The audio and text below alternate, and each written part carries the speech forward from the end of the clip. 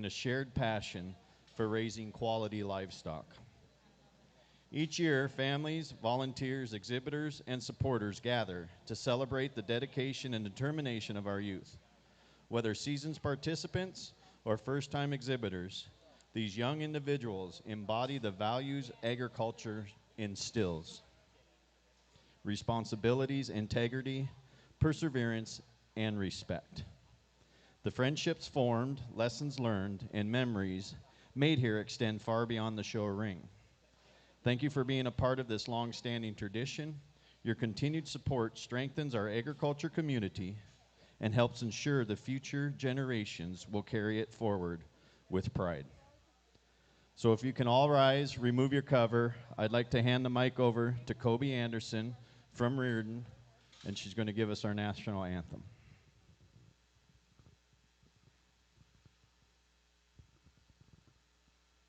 Oh, say, can you see by the dawn's early light what so proudly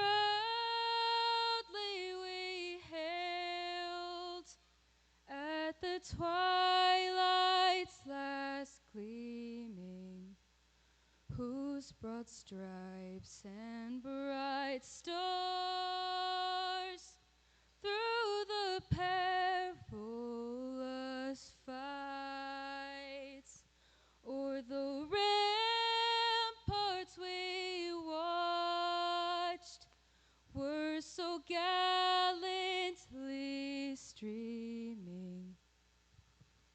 And the rocket's red glare, the bombs bursting in air, gave proof through the night that our flag was still there. Oh, say does that star-spangled banner yet wave o'er the land of the free and the home of the brave? Thank you. Thank you very much. If you all wouldn't mind bowing your heads with me for a moment, we'd like to say a little prayer. Heavenly Father, as we prepare for this show, we ask for your guidance and your protection. Calm our nerves and soothe our anxieties. Help us remember why we started showing livestock in the first place: for the love of the animals, joy of competition, and sense of community. Bless our animals, our families, and our friendships. May our time here be filled with joy, learning, and growth. Remind us that the success isn't measured by ribbons, but by the character we build, lessons we learn, and the memories we make. We pray this in his name. Amen.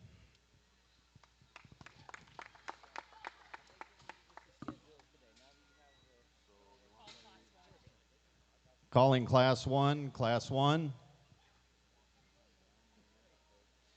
To the holding area, Class 1.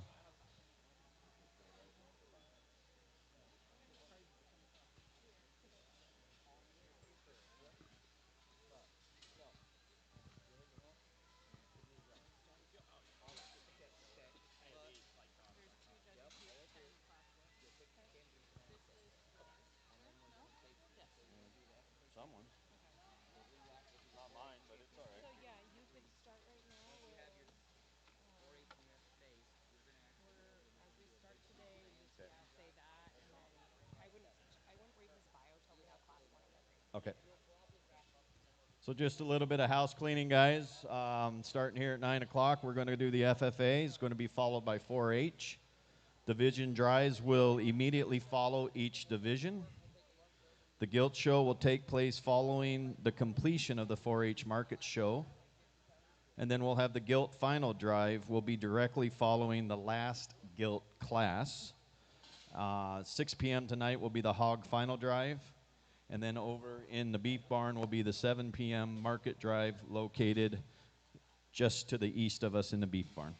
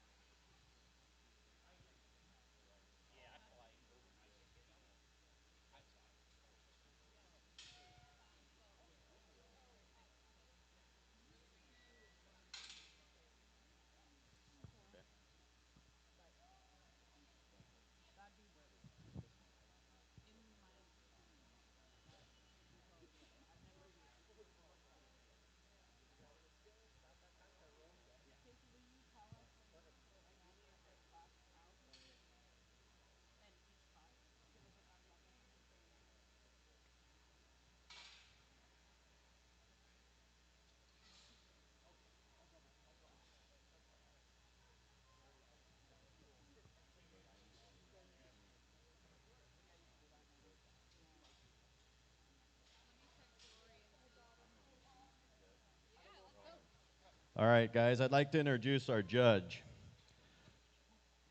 He's over here with Chad. Wave your hand, Garrett, would you please? There you go. All right. Garrett Sproul is a graduate of The Ohio State University with a bachelor's degree in animal science. He currently owns and operates G&S Swine, a 100-sow show pig operation selling prospects year-round across the country. Garrett has judged shows of all levels across the United States for the past 12 years and is excited to be here in the Northwest. So let's give him a hand.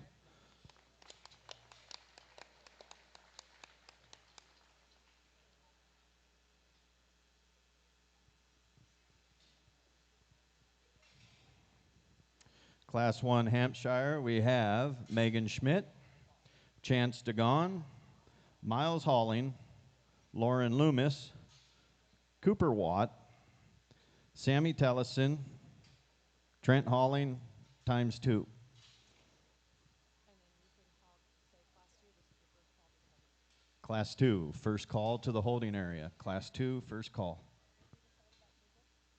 None.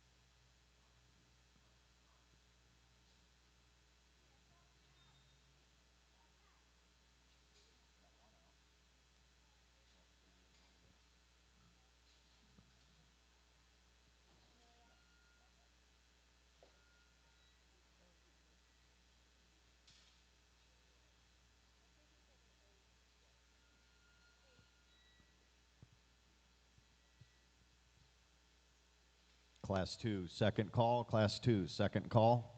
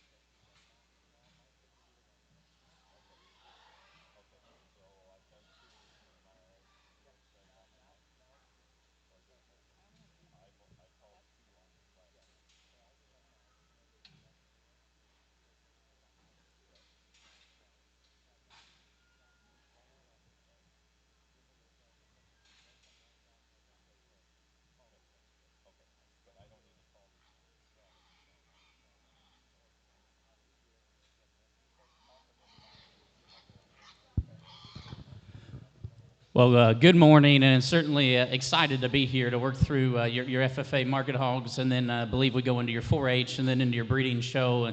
And show I've been looking forward to come out to the West Coast and do, and so kind of dive into them. And truthfully, we start off maybe just a little more challenging class, realistically, than ideal to start with to start the day, but that's okay. They're going to come in parts and pieces, and we'll find the best ones in each class and keep rolling fairly comfortably. A young man there, 536, working here to my right, needs to go ahead and win this particular class.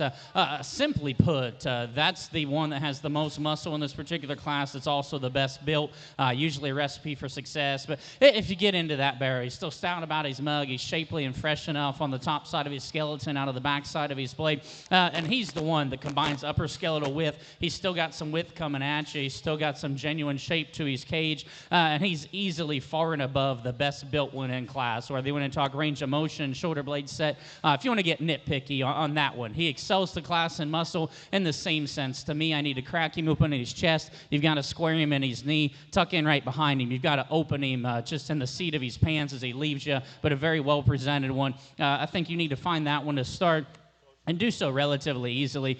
Quite honestly, for me, 2 through 5, you could look ringside, and if one of them's your kid, you probably think they all need to be second, and you can jumble them in a bunch of different ways, just kind of where you want to lay your priorities, because you've got a few that are stouter featured, you've got a few that have more muscle, you've got one that was maybe a little better built, that you just try and convince yourself, hey, does that one ever have enough? So it gets really close between a bunch of them. Again, if you want to jumble a few of them, I wouldn't argue with you. I like the young man here to my left to go ahead and go second.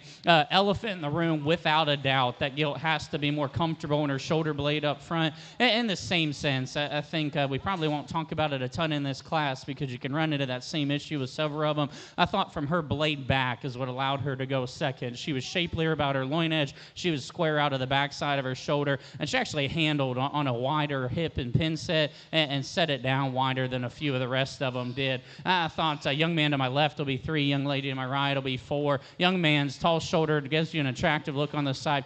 Better in terms of his body cavity than a few of the other ones. Another one, we've got to stouten that guy up at the arena surface, square his hawk and nickel. Young lady, stout mug, big armed one, bunch of shape up high. I've got to level that barrel in terms of his spine if we're going to move him up.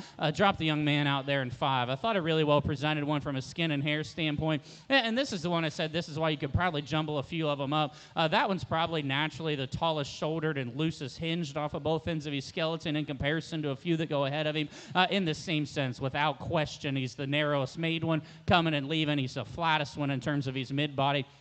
I kind of talked to our ladies there in 6, 7, and 8. Real stout, wide, dense one comes out in 6. Maybe just not this particular show judge's kind. I've got to relax him in his shoulder, make him just bigger and later in his maturity pattern. Young ladies there in 7 and 8 did a nice job. Just a few of them. We've just got to bulk up, mass up. Nice class to start with. If you guys would, congratulate those kids as they head out. Coming back for the Hampshire final drive will be Cooper Watt, and Chance DeGon. Let's give this class a hand.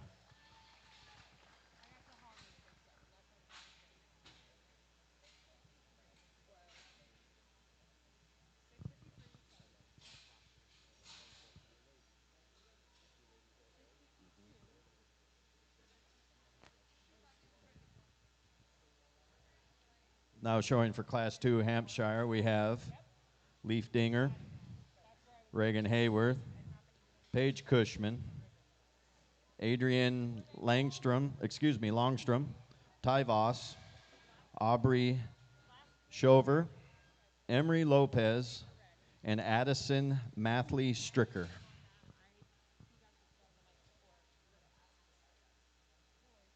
First call, Class 3. First call, Class 3.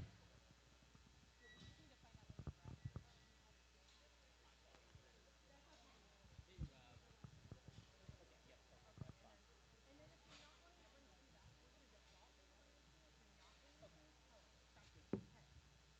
So you're going to default to two purpose.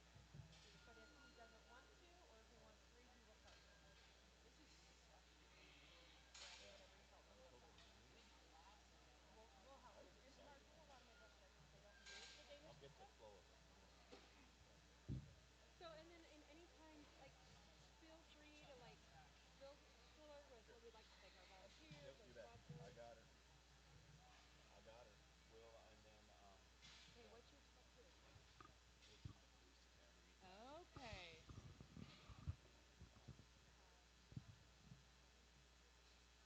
Who are we talking over the mic?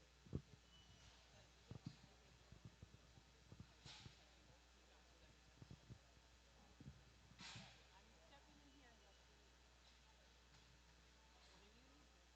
Okay. This way you can shove your hand in there. Got it.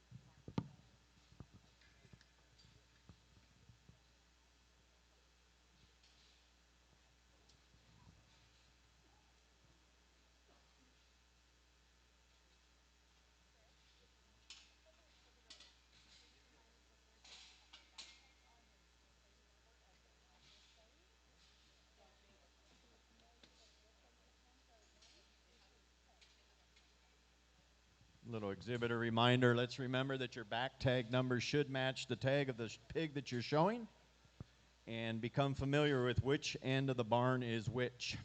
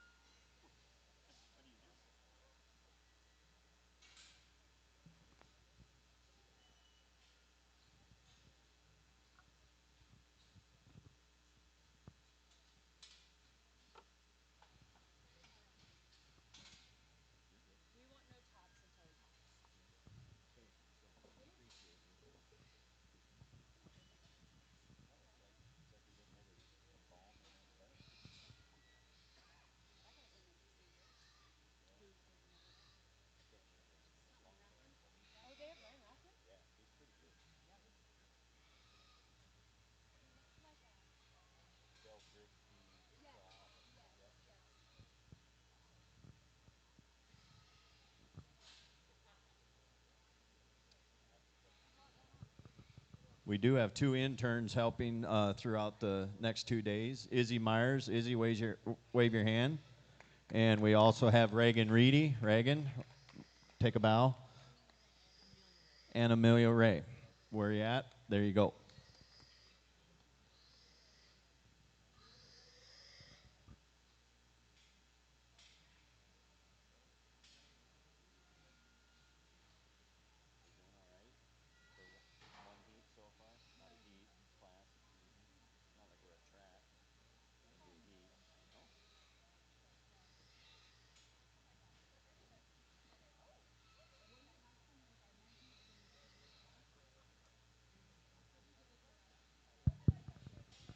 Well, another nice class to go and get to. I thought maybe just a little bit of discussion, but then step back and evaluate them. A young lady here closest to me in the center of the ring needs to go ahead and start this particular class. Really well presented barrel. He's the one, and really both of them in our top pair. Probably my kind in terms of just their stoutness to their mug, the shape to their cheek and their jawline, and still clean enough through his throat latch. Maybe starting to shove a little right there in his lower jowl, but that's maybe being nitpicky. Well presented one. I thought class-leading advantages of our top pair, trio of them. He's the best at the base of his heart. He's the squarest in his knee as he comes at you.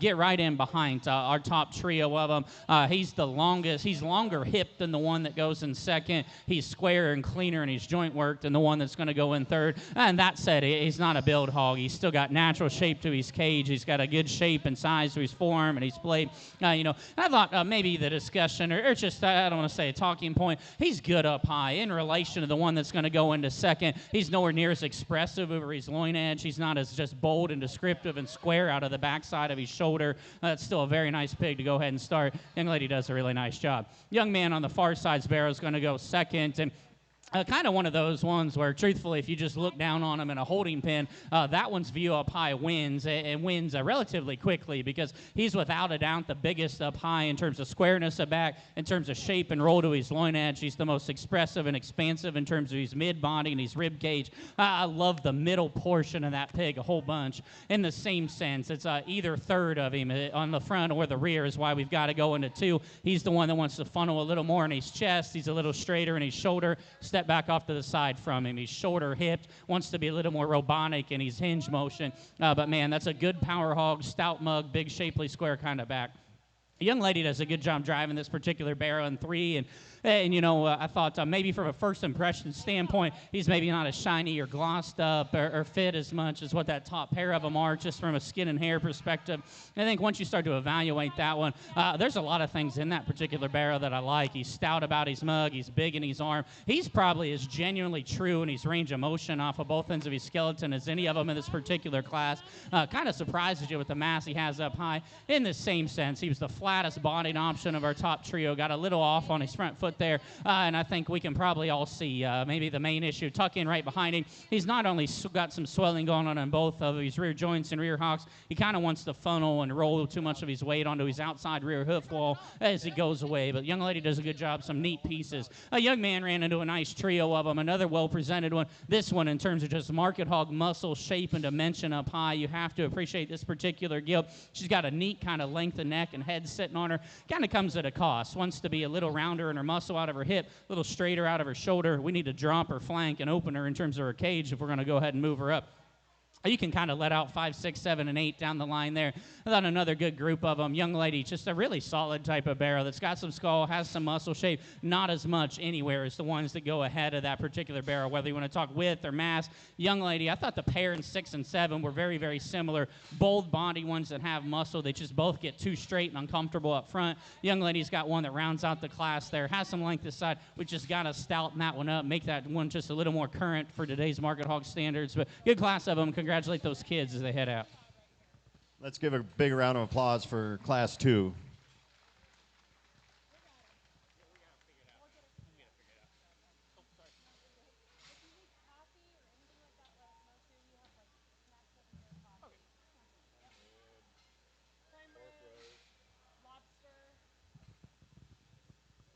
Now entering the ring for Class 3 Hampshire, we have Ryson Ramirez, Parker Myers, Reagan Hayworth, Garrett Schroeder, Luke Wade, Aiden Miller, Ty Fleshman and Jacob Wegman. Oh, and out of the last class, 2 coming back for the final drive, will be Paige Cushman and Ty Voss. Let's give them a hand.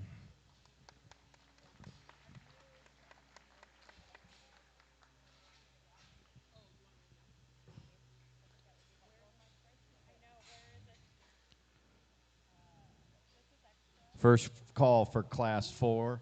First call, class 4. Excuse me, that's class 1 AOB. Class 1 AOB. Sorry, I got it. First, so you're gonna immediately following class 3 will be our hamp drive. Okay. We need to write this in. And immediately following. Yep. So we need the 4 back. This could Yeah, so you would say, and after this class, conclusion of this class will be the Hamp Division Drive. Okay. Can we have our 1s and 2s? Okay. Conclusion of this class, we are going to need our 1s and 2s back for the final drive of the Hampshires.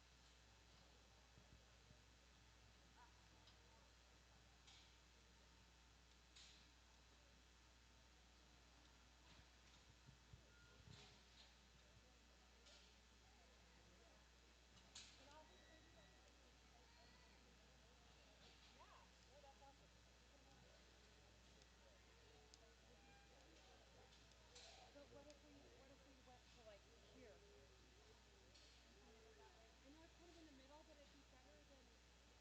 It is so loud for all. I've got it toned down, but I think we're about as low as you want.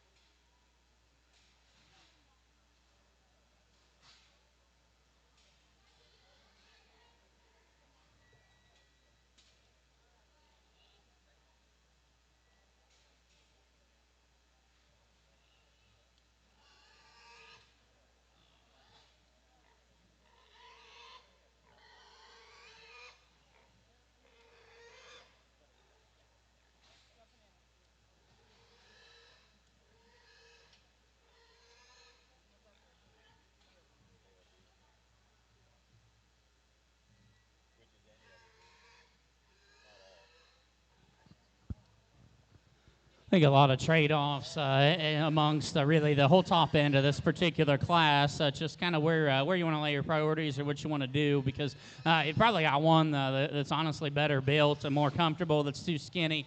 You've got one that easily has the most muscle and dimension that probably just, hey, you got to try and convince yourself if she ever goes good enough. And you got another one that's bold and dense and bulky that you got to try and kind of ask, like, hey, is that one too far past 12 o'clock? Where are we going to call too much just in terms of head and neck? So it gets really close, honestly, between several of them. We're going to go ahead and start with the young man here closest to me. And I thought ultimately when push came to shove, without a doubt, he's laying on too much cover and condition for me through his head, his neck, his cheek. I'd like to freshen him up high, just in terms of raw shape. But in the same sense, just step back and I guess see the forest from the trees, if you will. He's the densest featured one. He's the roundest bodied one. He still comes at you and leaves you with as much, if not more, mass and width and dimension than the rest of them. Again, I'd like to freshen him up in terms of shape, but I think just step back and evaluate him for what they are. That particular one needs to win. I thought our young lady on my right and the young man on the left, this was the closest decision in class, truthfully, because I like the build and general skeleton of the pig here closest to me. He, without a doubt, wants to funnel up the most. I love the back shape and raw dimension and power in the young man's Gilt on the far side in the same sense. She's the one, without a doubt, too straight and just robotic out of her hip and her hind leg. Do you take the one? And again, I think it's super close. We are in a market setting. I'm not going to tell you either one of them are perfect, but the young man on my right is going to go ahead and be 2. Young lady with the wider belted barrel is going to go ahead and be 3. Again, young man's Gilt maxed out in terms of max shape, expression, freshness. We just got to make her go better out of her hip and her hind leg. Young ladies, I love from a build perspective. He closes too much in his chest. He funnels too much going away from you. If you could put the muscle of the Gilt into this barrel or his build into that Gilt, it's a whole different scenario, and you've got a class winner relatively quickly. But I thought an interesting top trio of them to go ahead and work through. I think you can kind of drop out the rest of our class there, 4, 5, 6, and 7. Young man, tall-shouldered, good-looking kind of a Gilt. Honestly, maybe fits a breeding setting just a little better because she still needs the flesh. She's got a jumper flank open in terms of her cage, but she's well-built, well-presented. Young man in 5, another really well-presented one that, again, shape, dimension and mass was awesome. I've got to make her better built, more coordinated. Round out the class there in 6 and 7. Heavy muscle one that has to go better. This one, good built, just needs to have more to that particular Gilt. If you would, give those kids a nice round of applause as they head out.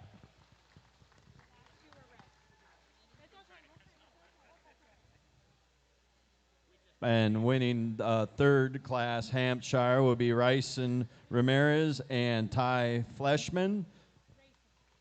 Rayson Ramirez, Ty Fleshman, thank you.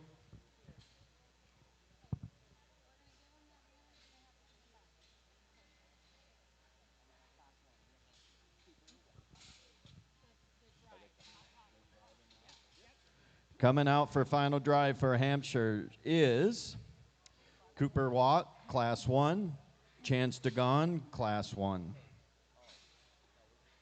You're just first, excuse me. Now we got Paige Cushman and Ryson Ramirez. Get out here for your champion Hampshire, and I think 3 class winners we talked about probably boils down to maybe a trio of them in the same sense. In this particular breed, one of them stouter about their skull and their mug, they're bigger about their arm. Same one comes at you with a better chest than one of them, probably leaves you a little more coordinated off of his hip and hind leg than another. Kind of set in class, and the same thing. I'd love to just crispen this one up, give this one just more shape and square him a nickel out of the back of his blade. But still, for me, build, balance, structure has enough everywhere. This young lady right in front of me has got your champion. Congratulations to her. Paige Cushman. Champion Ham. Champion Ham is going to be Paige Cushman.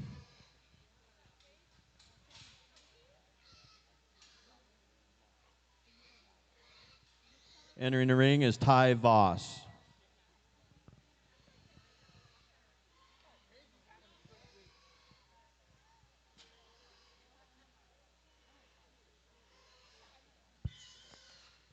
I think you drop that second place in, and this is where the decision, I guess, gets a little bit closer in my mind between our second and our class winner there out of the lightweights, because I think both of those barrows bring some very positive qualities to the table. One of them we kind of talked maxed out up high. Does he just go good enough? Another one, I guess the one I gravitate towards just looks a little more youthful, has probably, in my opinion, a higher ceiling as you continue on. Love his look, love his build. He's got to come with just a little more as he continues to mature. He's my second favorite one. Young man here to my right will be reserved. Congratulations to him.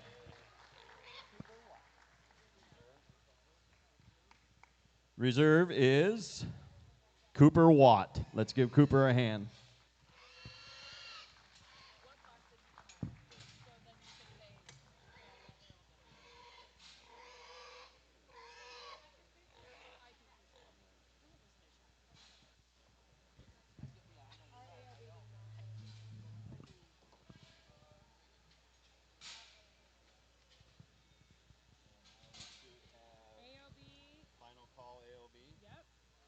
Final call, AOB. Class 1, only class. And we need to add on your list Garrett Schroeder.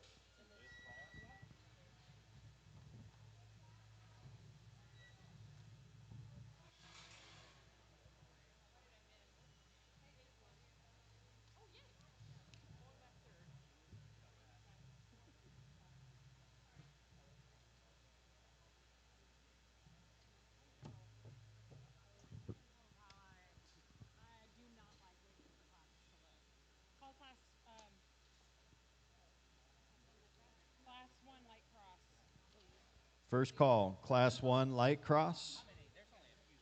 One class of five. This is it. You better get it right. So we'll ribbon them and their banner. You don't have to banner if you don't want to. No, no, no, no. Who judged you? What's that? I brought him in specifically to do it. I'm like, James, I need you to be the man out there. So then I read Paige Cushman, Carter Heinekamp, Tyler Mason DeBolt, and Garrett Schroeder is the attitude. Yes, sir. Second call, light cross. Second call, light cross. Second call, light cross.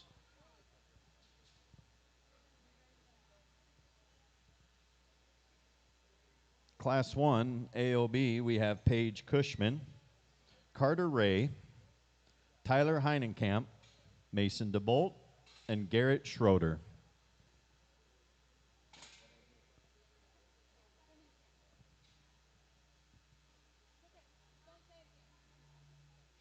because they're still going to come today. So.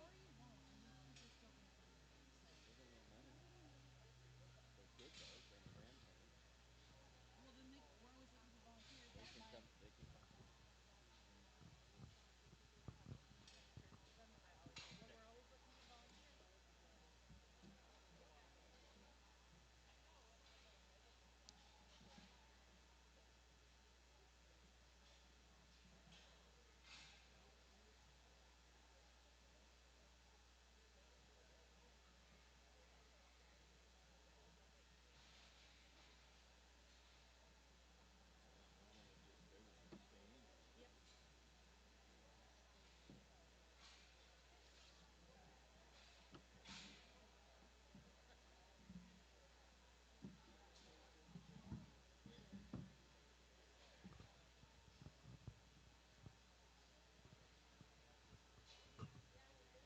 Weir's, right? They call it Weir's.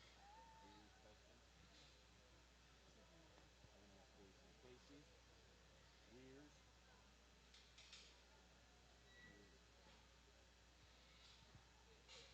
We do want to thank Weir's Custom Cuts as our ring sponsor. Weir's has been cutting up the centerpieces of Memorial Family Meals for meat lovers of the Pacific Northwest for years. Custom cutting orders available for beef, pork, lamb, and goats. You can learn more at Weir's CustomsLLC.com. We want to again thank Weir's Custom Cuts for sponsoring the ring.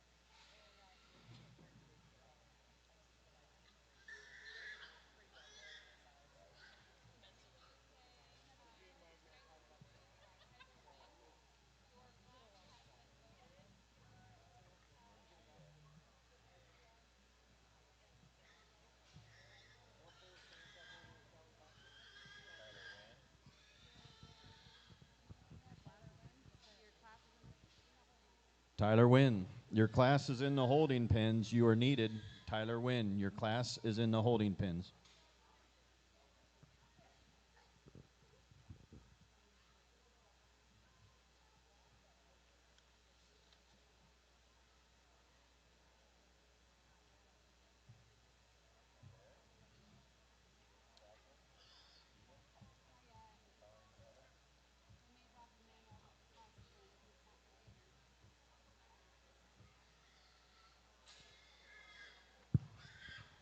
get into our lone AOB class here. Truthfully, took an extra second. Obviously, a few different breeds represented in the same sense, just about every single type and kind of maturity pattern. And honestly, I think, truthfully, at the top end, there's lots of pieces you can gravitate towards, and lots of positives in the same sense. If we're just being honest, I realistically probably need to just change and fix all of them in this class in a couple spots, just to say, hey, that one has to win, that one needs to be second, and we don't need to talk about it. And again, that's completely fine. It's part of showing livestock, and that's all there is to it. I think in the same sense, I guess one of them, maybe truthfully speaking, maybe not quite as much my particular kind, but the one that does the most things positive in this class is the young man's Berkshire Gilt here to my left, in my opinion. And, I kind of say maybe not my kind in the same sense of not normally, I guess, my prototypical just skull and head and neck shape in the same sense. That's a gilt that's tall-shouldered. She is more comfortable than any of the rest of them out here from a skeletal build. In the same sense, if you watch her come at you, she's still got plenty in terms of her chest floor. She's bigger about her shoulder blade and her arm. She's awesome in her mid-body. Truthfully, probably a little too full for this particular show judge. We're almost got a water belly, just a little bit. I could probably pull a little bit of it out of her.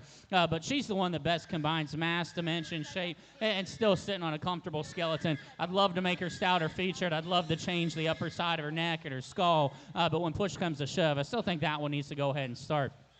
Young lady stouter Yorkshire Gilt here is going to go ahead and be reserve here. And again, I think it's super close between a few of them because, quite honestly, I've got to change each of the next three in some spots to say, hey, that one needs to move up. That one has to be better on her front foot set. There's no question about it. I need to square a nickel in the same sense. So we're going to talk about that on a few of them. I almost want you to call that a wash. She's stouter skulled. She's bigger about her arm. She's more appropriate in just her muscle shape and her cavity. Without a doubt, has to go more comfortable. I get that. Fix her front foot, and I think she can challenge the one who wins. Young man Yorkshire Bear on the far side is going to go ahead and go 3. And similar sense, if you want to sit ringside and say, hey, that one's better on his front foot set, he's taller shouldered than the one right ahead of him, I fully agree with you there, and that's where I think it's closer. Tall shoulder, good build, more comfortable off his front foot in the same sense. He's flatter about his mid-body, he's plainer about his muscle, and then, when you tuck right in behind him for the one that just doesn't have as much in terms of just mass and dimension, he's the frailest boned one, and he actually puts all of his rear weight on his outside hoof wall. If I could square him there, we can talk about moving that one up. Similar story for the young man's Berkshire. Another one just has to be more genuinely comfortable out here. Presentation, skin and hair was awesome. Big rolled up back. Got to fix him through his head and his neck and his shoulder. Very similar issue to the one that goes in 3. Get right behind that barrel. He wants to tuck and roll and pin his hind legs, up under himself too much. Fix his rear leg set, extend him up front. Again, I thought a top 4 of them you could do a lot of different things with. I'd like to change all of them in some spots. Young man kind of rounds out our class with just a more old school one, if you will. Has some length of side and muscle. We've got to fix this one again from a build perspective. Drop that one in terms of her flank. Interesting class of them. Congratulate those kids as they head out. Your grand champion of AOB will be Tyler Heinenkamp. Reserve champion AOB, Paige Cushman. Let's give them a great big round of applause. You got that? Can you read their two down on this one? Were you able to get them updated? Entering the ring for Class 1 light cross is Addison Mathry Stricker, Isabella Ibarra, Tyler Wynn, Toriana Fansworth, and Alexander McNamee.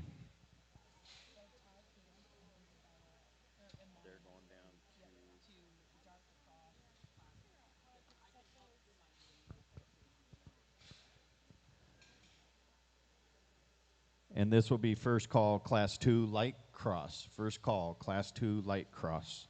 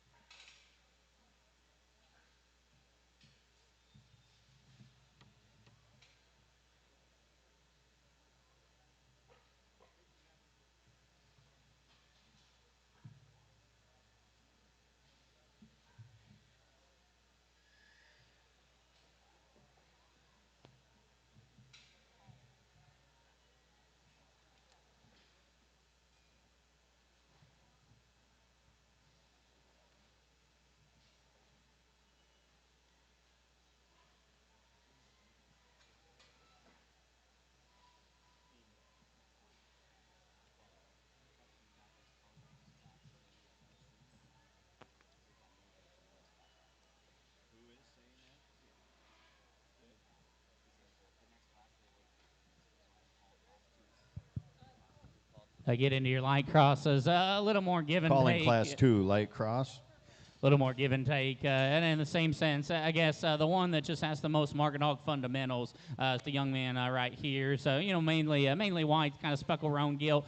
In a sense of other class that, well, truthfully, we're probably not going to talk, I guess, maybe a ton of structural changes because we need to fix them all in several spots. Truthfully, we kind of call it a wash. And once you do that, that particular gilt wins easily. She's the heaviest muscled one. She's the densest featured one. She's awesome about her just upper line shape and expression out of her loin edge, big in her upper hip and her pin. I've got to make her a little more comfortable on her front foot. Again, square her away, but we can kind of have similar comments throughout. The next best one in every area is the young lady's blue blanketed one there, headed towards the rail there, tag 464. I thought actually from a skeletal build perspective-wise, that's a really, really comfortably made barrel that's still got good size and shape about his forearm and his blade. In the same sense, in a market and setting, he's one of the plainer made ones in terms of his muscle makeup. There's volume of muscle there, but it just kind of runs out of shape, runs out of freshness in relation to the one that wins this particular class. But really good built one to sit there and two. Now that 3, 4, and 5 got a little bit closer, and in the same sense, young man's Gilt, who's taking a nap on us there, is certainly happy to be here, but I thought in relation just followed suit. That's the third heaviest muscled one. That's just the third most correct one in terms of their skeleton. Again, you've got to level that gilt spine out if we're going to talk about moving that particular one up any higher. I thought the young lady on the far side will be 4. Young lady coming right here to my right is going to go ahead and be 5. Really close pair of them. Level their spines. Both of them need a shot more muscle if we're going to talk about moving them up. If you would, put your hands together. Congratulate those kids as they head out.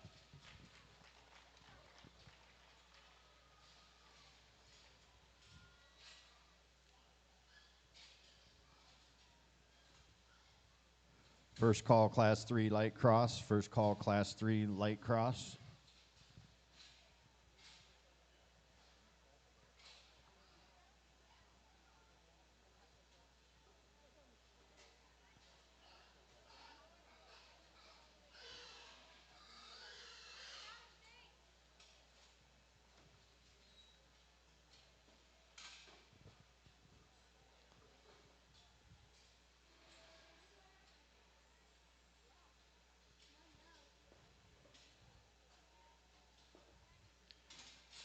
Entering the ring for Class 2 light cross is Rayson Ramirez, Aram Barba, Riley Omlin, ×2, Tyson Kane,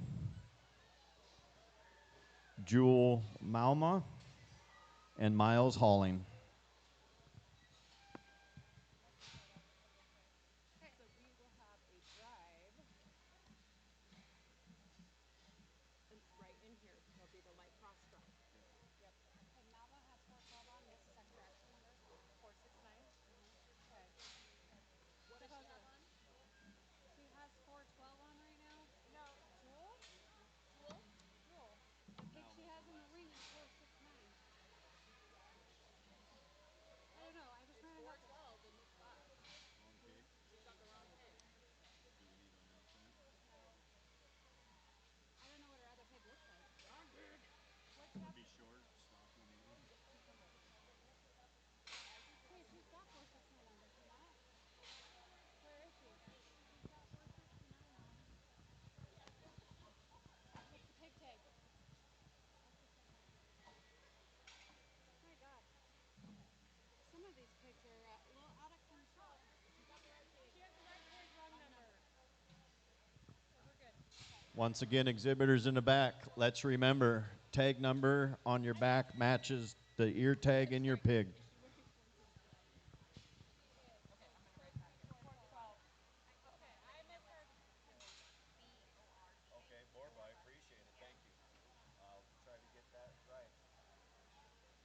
That's what you said. That's what I said. Every year. Every year. There's 300 applicants. How long was it? Okay. You're coming across the speaker. Good.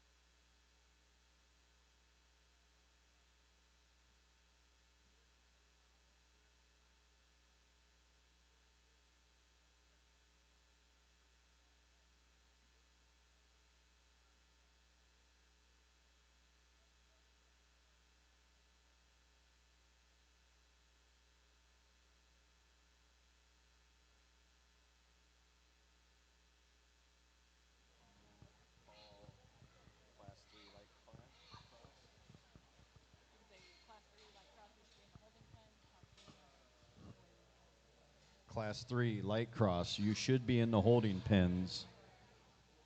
Class 3 light cross, you should be in the holding pens.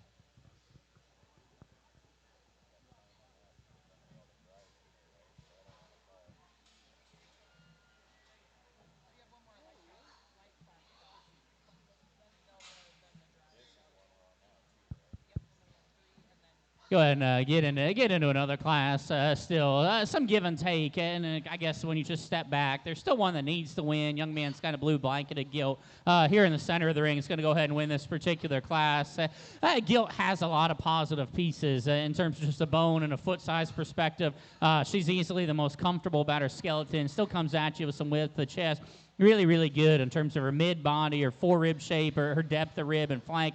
Is awesome. Genuine about her build, good enough about her look. Skin and hair presentation is also very good on this particular Gilt. In the same sense, I thought maybe like a few of them we talked earlier, almost overly full in her lower flank. We could probably pull a touch out, kind of wanting to almost pull her back line down. Just a fuzz. I'd like to see her just shapelier on the upper side of her skeleton, clean her up through her head and her neck a little bit. But I thought that was a very comfortable place, one that needed to go ahead and win this particular class.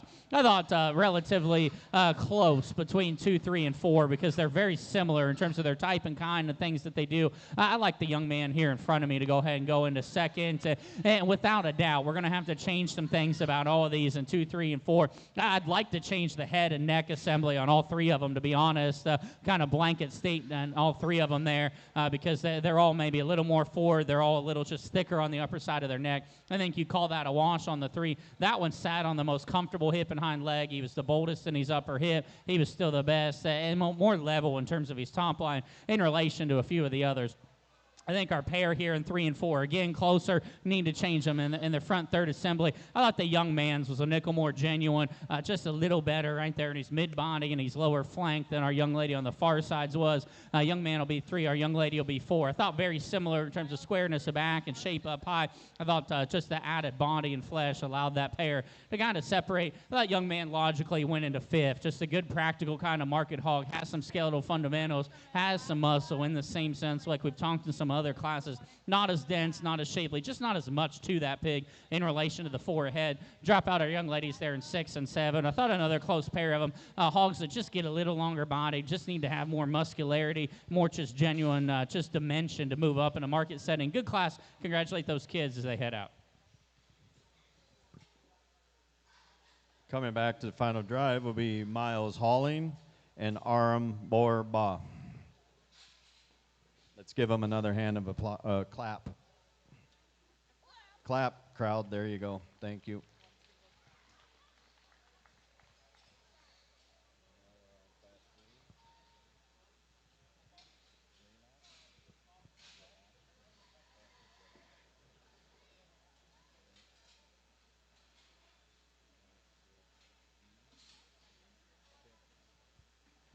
Coming out of the pens for Class 3 light class, we have Parker Gerlap, Wade Palmer, Emma Cole, Patrick Highfield Fuge, McKinley Schroeder, Tyson Anderson, and Jace Palmer.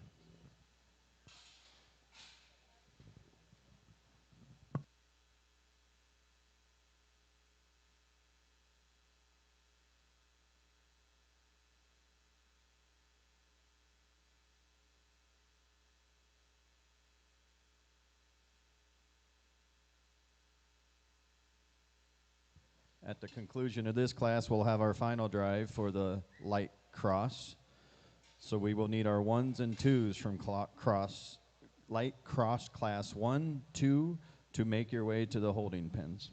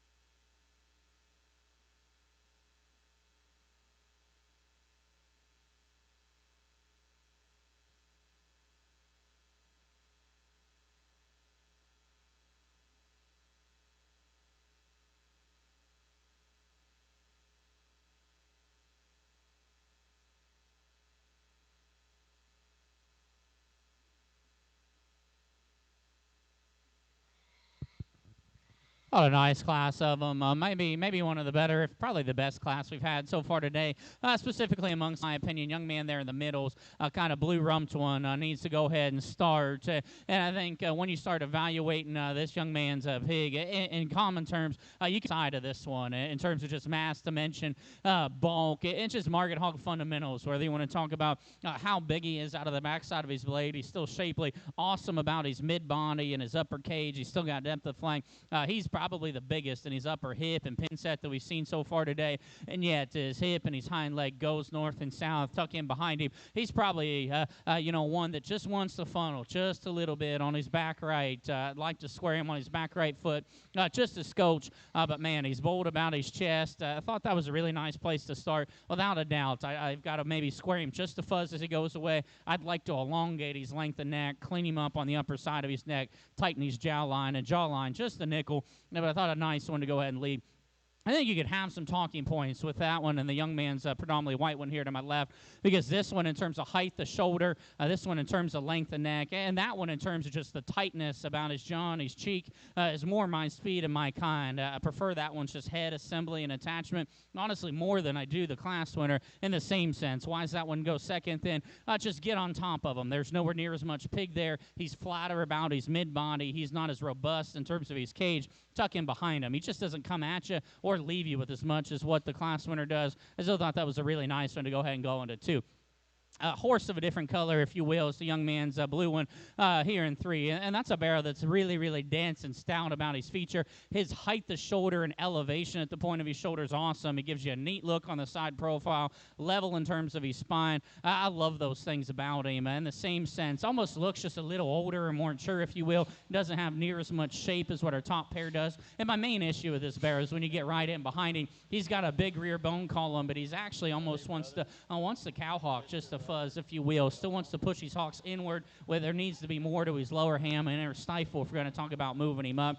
Now, that young lady logically kind of slid into 4th there. A little longer bodied in relation to her top trio of them, but still a pig that presents some muscle quality. Just need to have more of him if we're going to move up. You can drop out those kids there in 5, 6, and 7. I thought very similar comments like we've been talking all day.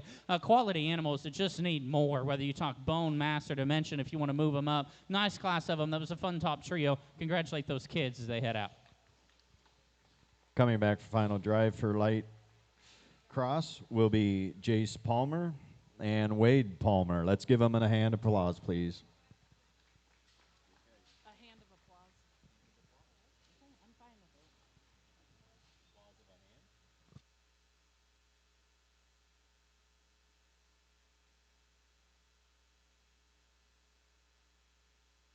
it. Entering ring now for the light cross division finals are Tyler Wynn, Miles Halling, Jace Palmer.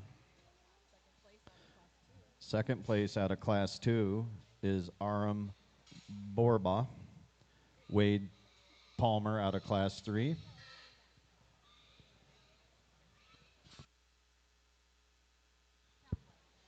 First call to the holding pens, Class 1 dart cross, first call.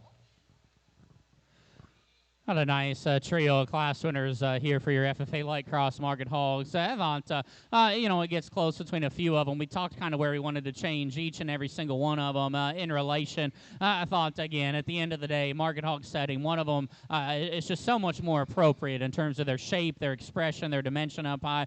Still gets around the ring good enough. Again, you got to clean him up a little bit through his front third and change a few things here and there, but he's the best one. Young man here to my left will be your champion. Congratulations to him.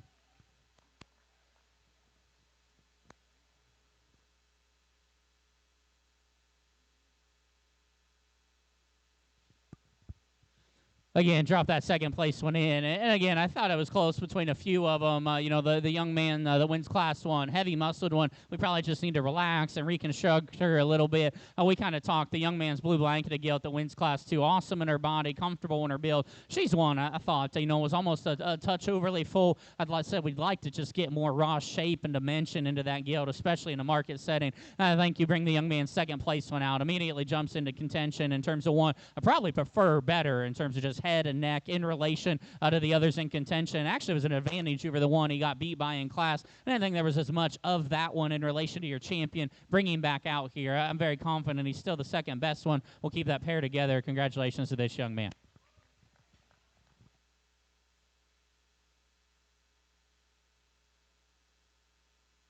Your grand champion for light cross is Jace Palmer, and reserve is Wade Palmer. Let's give them a round of applause.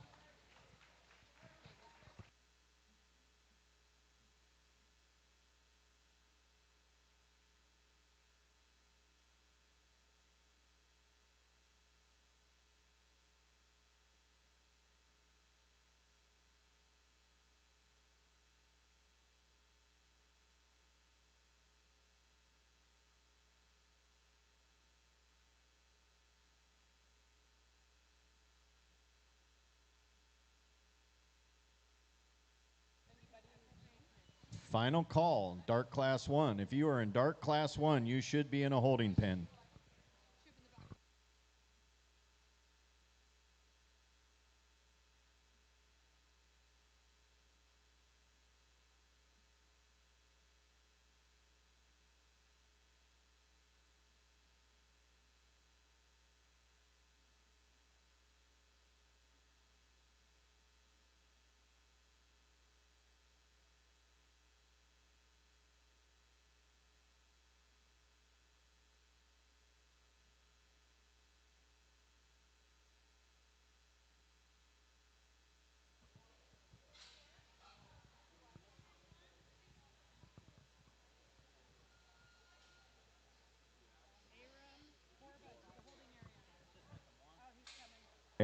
Aram Borba to the holding pen.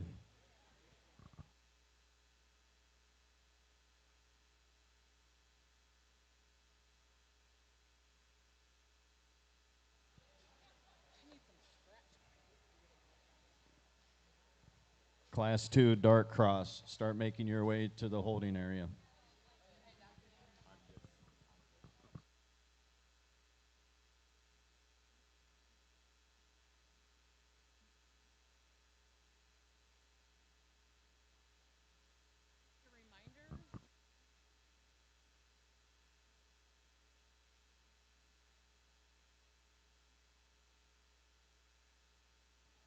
Now entering the ring, class 1 dark cross, we have Aram Borba, Bailey Voss, Jack Baser, Leslie Bothman, Bryce Braun, Avery West, Trinity Farnsworth, and Alexandria Toffin.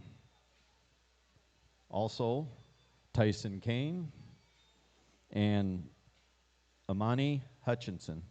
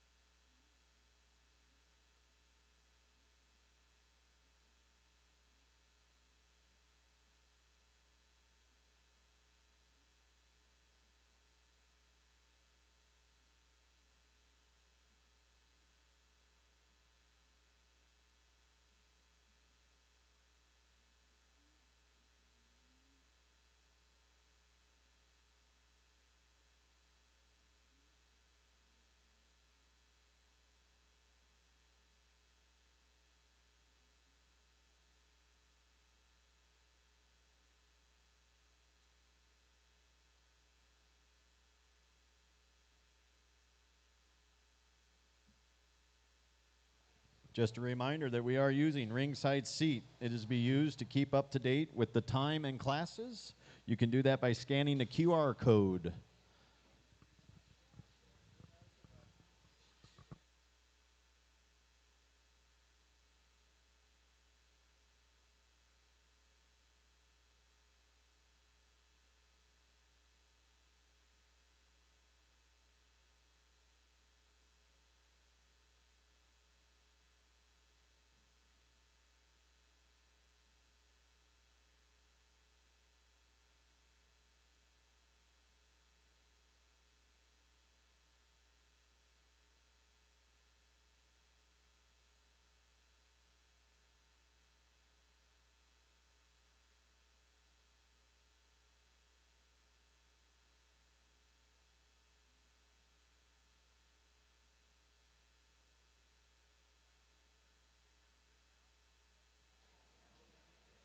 Lauren Loomis, make your way to the holding. Lauren Loomis.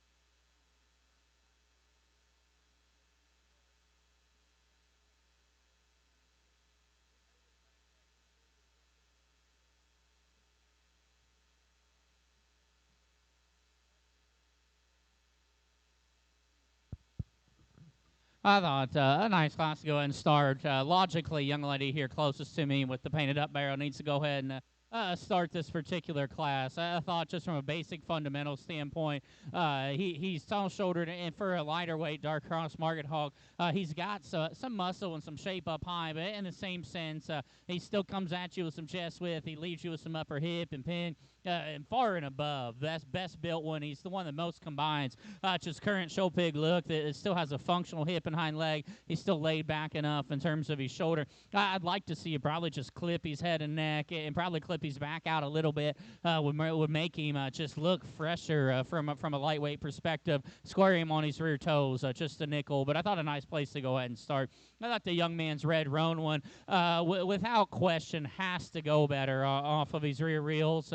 And, you know, he sits it square. He's just so robotic. I don't know if we're battling an injury or something along the way, because when he puts his rear foot down and relaxes, everything's still square. There's no joint swelling. He's got to go more fluid and more comfortable, because if he does that, he's moderate in his length of body, he runs uphill, he's big in his arm. That's a barrel that has a lot of really quality pieces. He just has to go better. That said, he's still so much better in terms of just length of body, chest width, and mass up high. Even with kind of that structural impediment there, he's still got to go second, in my opinion. If this barrel could go, we could maybe have a different story.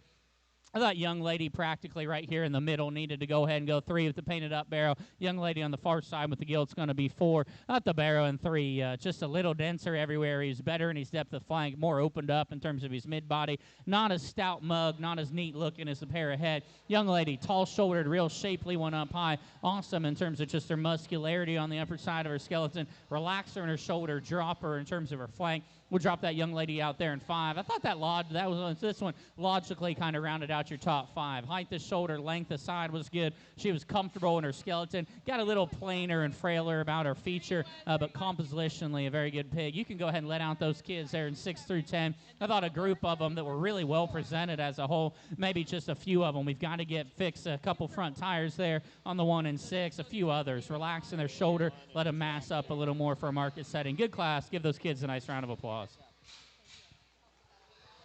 Coming back for the final drive of Dark Cross will be Bailey Voss and Jack Baser.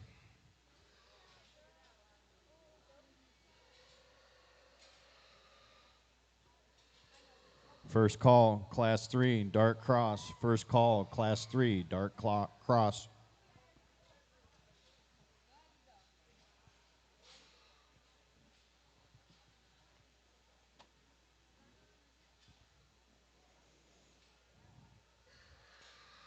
Entering a ring for Class 2 of Dark Cross is Lauren Loomis, Leslie Bothman, Aiden Miller, Avery West, Kaylin Grimes, Parker Gerlap, Tyler Heinenkamp, and Hatley Sawyer.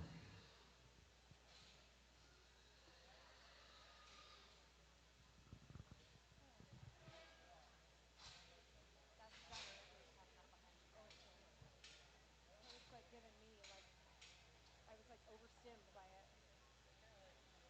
You good? You need anything? Except all the changes that no one came and reported.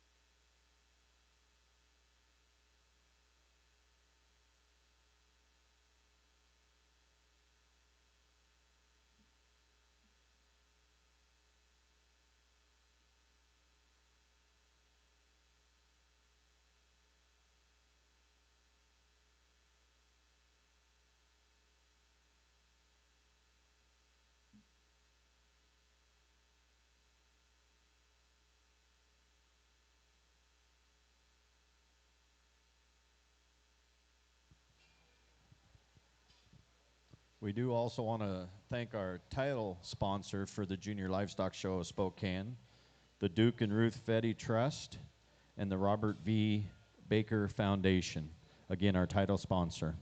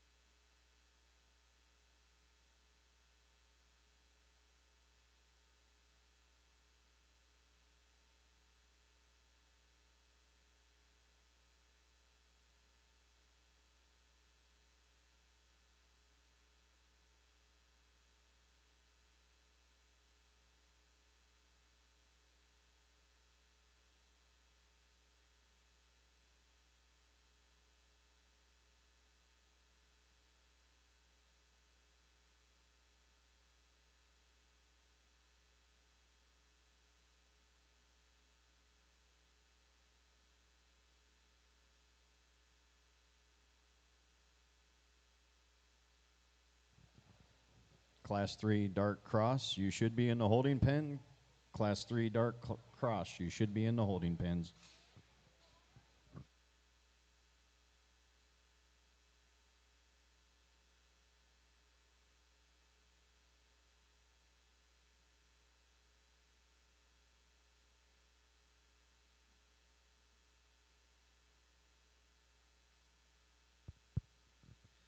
A nice class of them. Logically, young man's kind of white-footed one there. Needs to go ahead and start.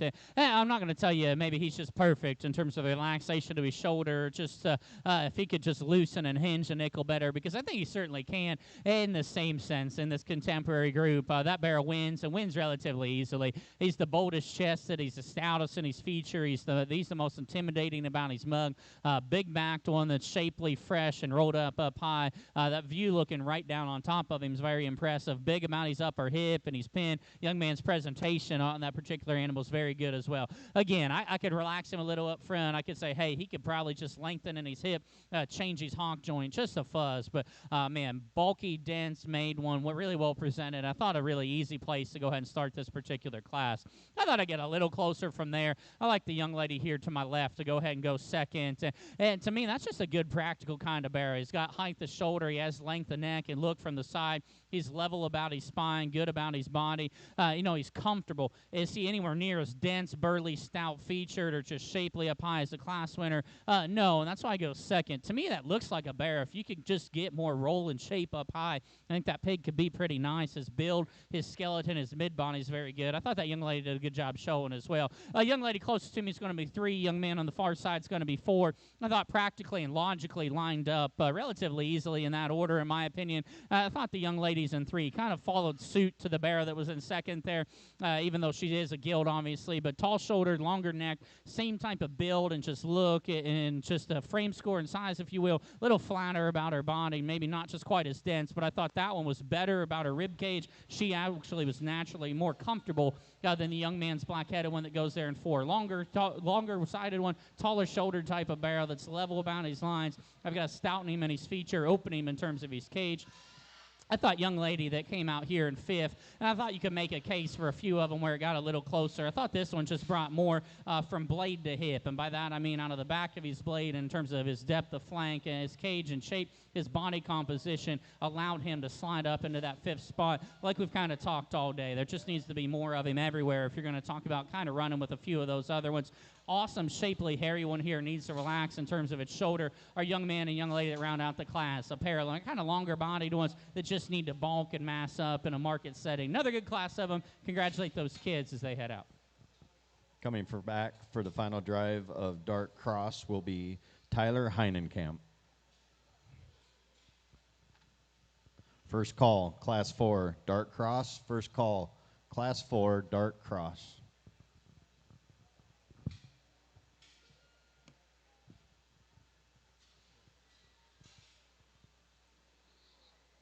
Coming in the ring for Class 3 Dark Cross is Hatley Sawyer, Kaylin Grimes, Baron Linus, Brody Sisk, Isabella Barra, Amelia Clack, Kennedy Hayes, and Tyson Anderson.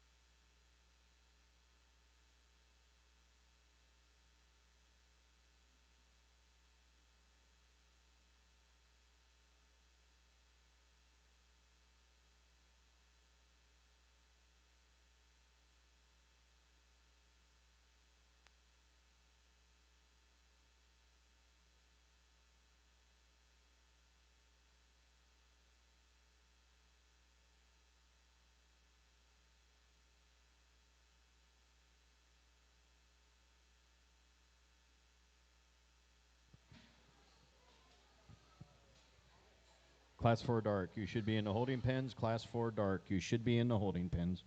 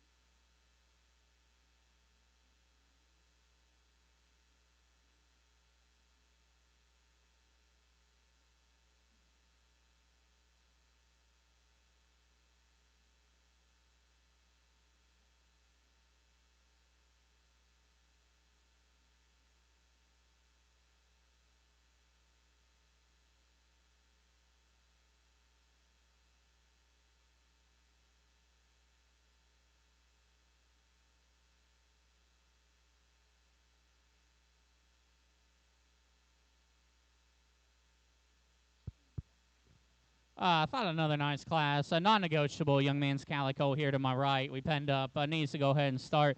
A stout mugged one. He's bold about his chest, square about his knee. That's an awesome view when the animal comes right at you. He's about the right length of body for a modern day show barrow, and still he's big about his rear bone collar when you get in behind him. Clean about his joint work, and step off to the side. It's a nice show pig. He runs uphill. He's got shape. He's appropriate in terms of his body shape, his depth of flank. We talked today on somewhere. I think you've almost been overly full. I would say this one's maybe the most appropriate body composition-wise we've seen in terms of just show day feel and readiness. I think that's a pig that does a lot of things really, really well. Again, I'm not going to try and convince anybody he's perfect. I need to lengthen him from his length of neck, from blade to ear. I'd like to clean him up on the upper side of his neck. I'd like to make him just more defined about his cheek and his jawbone. But he's moderate, stout, dense, rugged. Young man does a nice job. Really nice place to go ahead and start. I thought as easily as he wins the class, young man 409 needed to go ahead and go into second, and two totally different types and kinds and styles of pigs, and I get that, but in the same sense, that's easily the second best one in my opinion. He's a tall shoulder barrel. He's got a good length of neck. He gives you a striking just profile from a side view perspective. That's a pig that still has some muscle value in a market setting. Is he as dense featured? Is he just maxed out up high as the class winner? No, but tall shoulder, good looking, comfortably made. Allow that one to go ahead and go second. Young lady will be 3. Young man at the calico is going to go ahead and go 4. Both of these moderate, dense, shapely, and burly on the upper side of their skeleton. Simply put, the barrow in 3 can just get out and move better than the one there in 4. You need to adjust that one in his shoulder blade angle, make him a little more attractive up high. Young man's got one I'm sure could take an absolutely killer photo. Those are ginormous legs. He's maxed out from a muscle perspective. We just have to be able to evaluate him on the go a little better to think about moving him up any higher. That said, he had so many extreme pieces in a market setting. He has so much more muscle than the ones at 4 through 8. I thought that's where you needed to land him was 4. Really good looking one on the side profile, well presented one, and the young lady saw the black one. Opening him in his chest, he's got to leave you with more in his lower ham and air stifle. Drop out our ladies there in 6, 7, and 8. I thought a trio of them again, and a well presented class of them. Relax this one shoulder, stouten this one up in terms of his front foot, jawline. I thought in the one rounds out the class. Just got to have more in terms of just a bulk and dimension perspective. But good class. Congratulate those kids as they head out. Coming back for the final drive of Dark Cross will be Baron Linus and Tyson Anderson.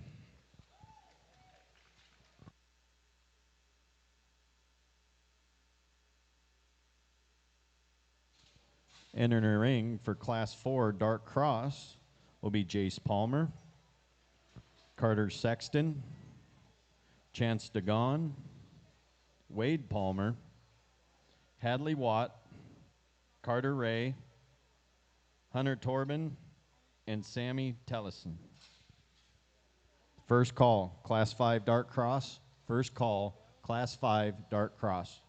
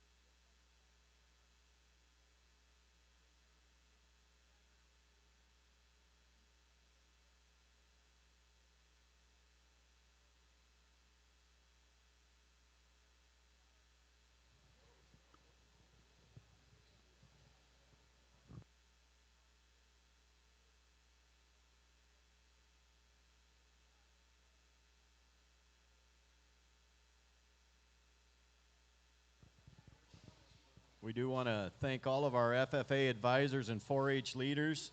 It does take a village to put one of these shows on, and we're just sitting in one barn, and there's 4 species being shown here at the Junior Livestock Show of Spokane. So let's put our hands together for all the FFA advisors and 4-H leaders.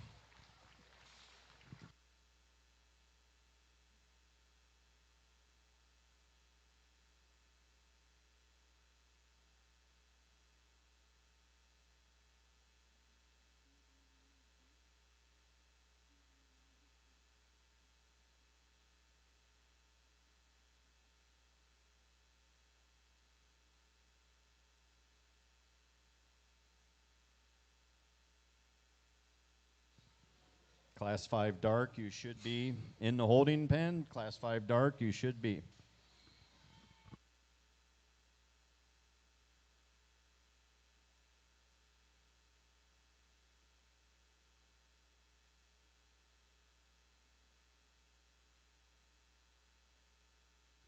Mason Pound, you are needed in the holding pens. Mason Pound.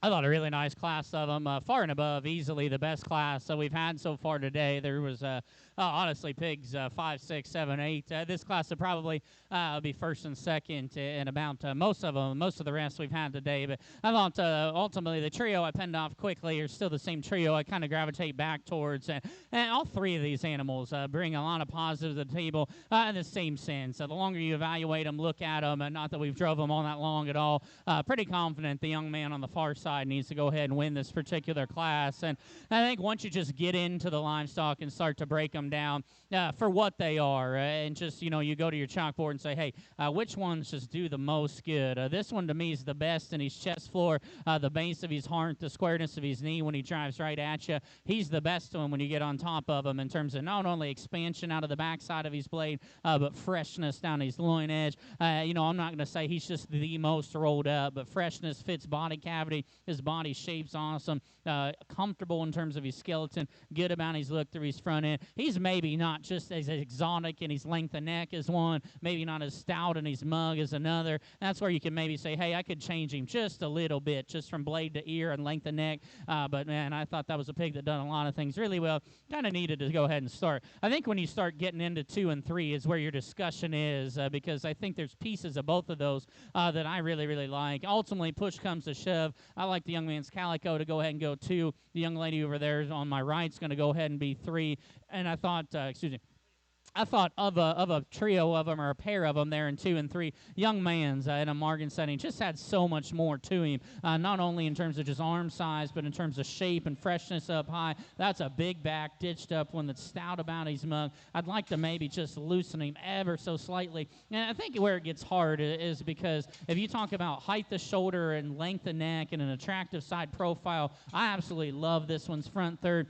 Quite honestly, that's a good barrel that's dense in his build. He's really, really comfortable in his skeleton. He looks like a breeding gilt, and I don't mean that in a really negative way because I'd like to have a pen full of gilts with that kind of look and bone and dimension in the same sense. Get on top of him compared to the other pair of them. He was softer in his front foot, and it's really when you get right here on him, he's good individually. You can almost stick his back inside the pair that it gets beat by. He's flatter about his body, but man, that kind of height of shoulder, length of neck, shoulder set, and bone, I'm a sucker for it. I love it. There just needs to be more to him. That was a really good top trio of them in this particular class.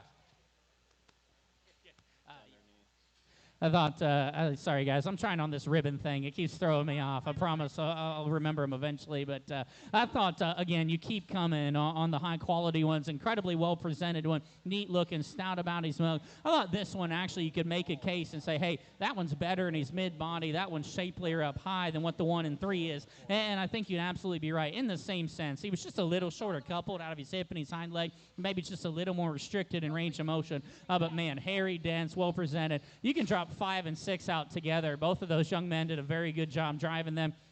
And I really think that's a pair of them that if you just look at them through their skull to the ham loin on both of them, you say, hey, man, I can move those ones up a little higher. My issue with that young man's gilt and this young man's barrow, when you got right in behind both of them and just watch them go away, they both want to put too much weight on their outside toes. They want to throw their hocks inward and kind of roll and push and shove. Square either one of those, and I think you can move up. Real bulky-bodied one that, again, we need to maybe just make fresher and have a better look up front, but that's a pig that's really good built, has a ton of just skeletal quality to him, still has some muscle, needs to just have more shape. Young man ran into a really good class. That's a really nice, solid, contemporary type of barrow in his own right, has some muscle and dimension.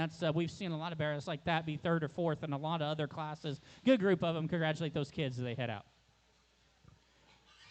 Coming back for the final drive from Class 4 for Dark Cross will be Hunter Tobin and Carter Sexton. First call for our final drive Dark Crosses. If you're a 1-2, you should be making your way to the holding pens. He said yes for a break.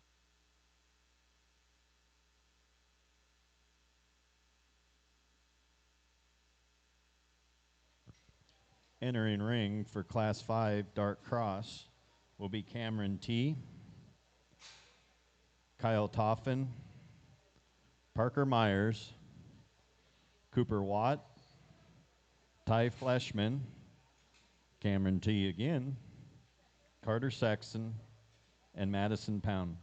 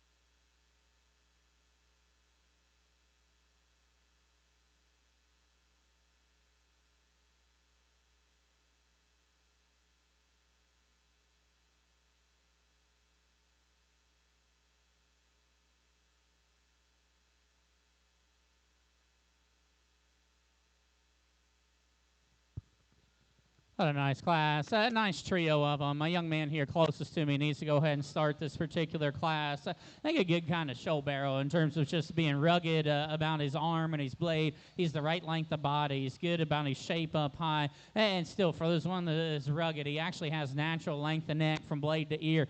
We've kind of talked on a few today where this is maybe one of the better ones in terms of just genuine skull shape, about having density between his eyes and still having cheek and jawbone, but yet he doesn't look like a sissy. And in the same sense, maybe probably just trendier than several of them have been there today. One that's good about just his body cavity, his flank. You know, if you want to say, hey, I don't know if we've seen a perfect one. I think a young man kind of found his pace and speed with him there. When he wants to go a little faster, he maybe wants to roll and push and kind of swivel just a little bit east and west. Rear foot always sits north and south when he plants. I thought a really nice place to go ahead and start. As easily as that one won, in my opinion, the young man saw that black one needs to go ahead and go second. I think that's a very similar type of market animal in the sense of bold-bodied, shapely, runs uphill, almost identical in terms of just frame size. And you know, what separates that pair of them? This one's not as dense in his feature. He's a little softer on his front foot. He's not quite as trendy through his head and his neck and his jawline. But that's just a good type of meat and potatoes market hog that provides a lot of quality in this particular class. Young man's a real heavy muscled one that's going to go ahead and go 3. That one, in terms of just expression on the upper side of his skeleton's awesome. He is ripped up and so descriptive in his muscle pattern. Almost maybe comes at a bit of a cost. And the longer we drive him, and we haven't drove him all that long, wants to get tighter out of his hip and his hind leg, gets a little flatter through his mid-body. I thought young lady in 4, and you can drop out her young lady in 5. I thought that was a really close pair of them, really similar style of pigs in general. I thought both of them maybe a little longer body than the trio of them that go ahead of them. I read the young ladies in 4, just being better about her upper and mid rib cage shape. I thought that one was naturally a little deeper in terms of her flank. Comfortable one in 5 that needs to be stouter. We can drop out our young man and our young lady there in 6, 7, and 8. I thought a trio of them, they're real similar. A little longer bodied, comfortable ones, just need to pack a bigger punch as far as muscularity goes in this particular setting. Good class. Congratulate those kids as they head out. Coming back for the final drive of the dark cross, we've got Cooper Wyatt, and we've got Carter Sexton. On a side note, Cooper Watt is also our barn captain this year, so let's give him a big round of applause.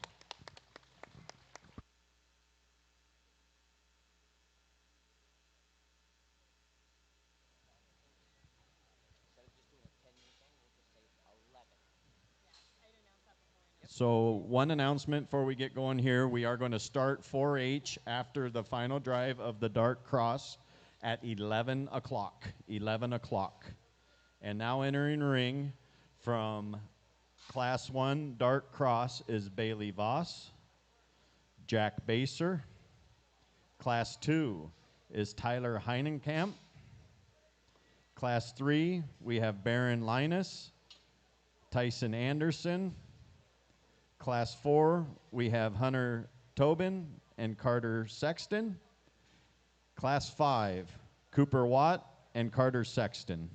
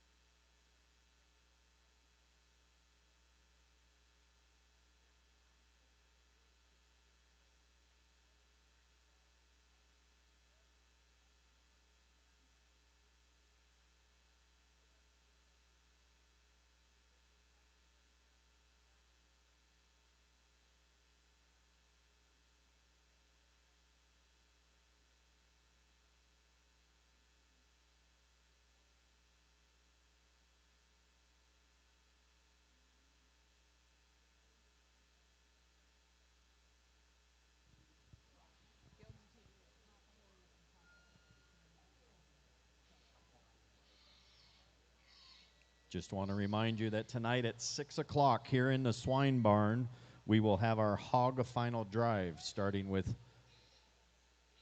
FFA and then 4-H. And then we will move right into heading over to the steer barn at 7 o'clock for our Supreme Market drive. All species. Don't miss it.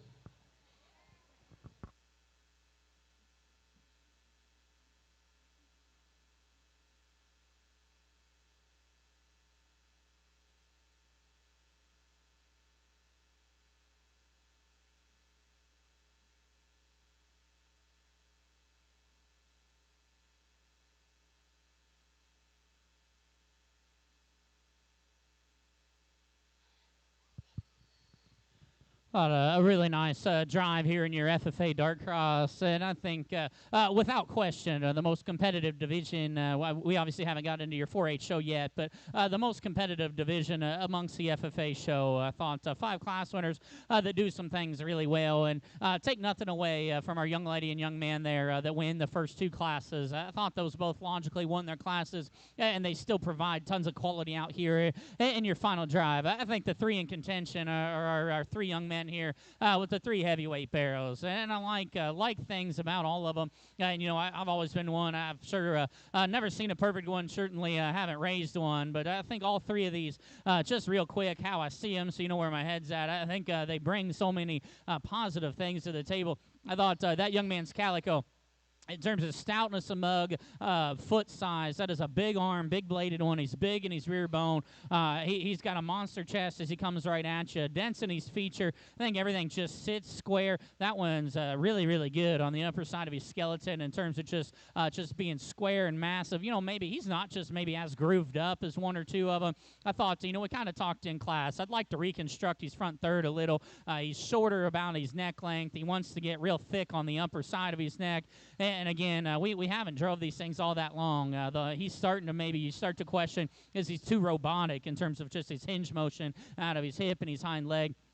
I thought the young man headed over here to my right, that one is just an athlete in terms of length of stride off of both ends of his skeleton, busted open, shapely, and so fresh up high. Body composition's awesome. He's another one. Comes at you with just a bold chest, and his length of step off of both ends is very good. I think in relation, you bring him out. Is he just stout enough in his skull? If that one just does, as you say, does he got enough in terms of bone? Because, man, his width is awesome. I wish he was bigger about his foot, his ankle, and his arm. He's not frail by any means, but for as impressive as he is up high, is he just dense enough at the ground? Young man that wins the last class. I kind of talked about that one, skull shape and head and neck. Absolutely love that one in that regard. It's a big-armed barrow that's good amount, just his foot, his ankle, his arm. He's another one. We talked just body composition, appropriateness. I thought was very good there, fresh and shapely.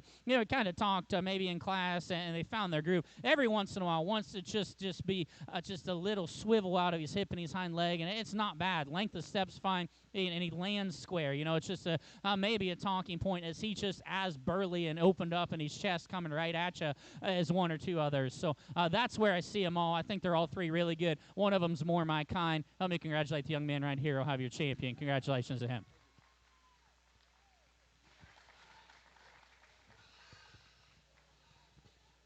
Your grand champion for Dark Cross is Cooper Watt, also your barn captain. Let's give him a round of applause.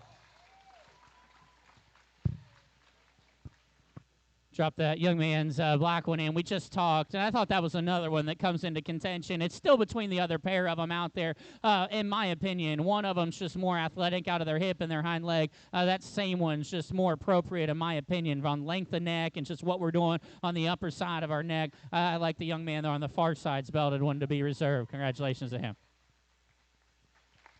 And your reserve is Hunter Tobin. Round of applause.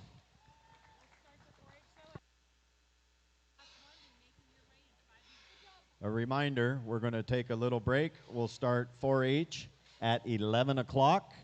Class 1 Hamps, you shall start making your way to the holding facilities.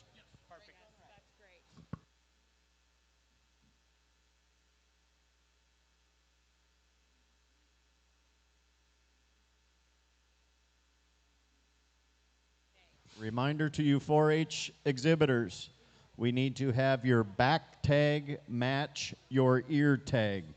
Again, make sure your back tag matches your pig's ear tag.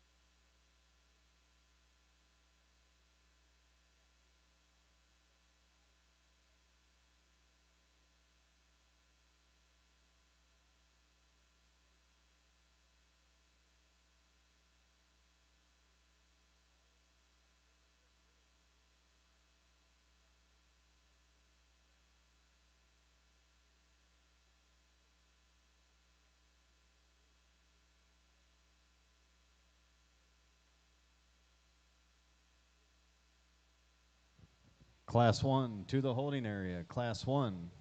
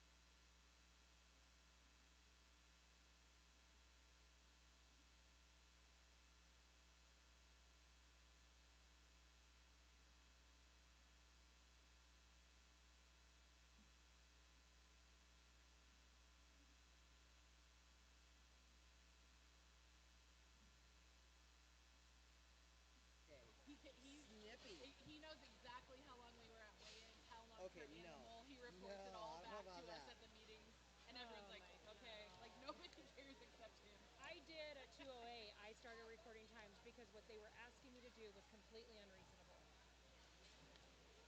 So I recorded all the times We to didn't give want to to ask their too much of committee. Garrett here today, so. What's that? I didn't hear what you said. I said we didn't want to ask too much of you here today. Oh. No, they Well, were he just got a figuring out bathroom break, timing. so we're already. No, they were just looking at timing, like where it was landing. I said it's about where it lands almost always. Yeah. Just no focus area. I'd say we just roll into your reading guild, so there's no sense in That was breaking it. that was the plan. Okay, perfect. Again, as we get ready to start the 4-H, I'd like to introduce our judge, Garrett Sproul. Garrett is a graduate of Ohio State University with a bachelor's degree in animal sciences.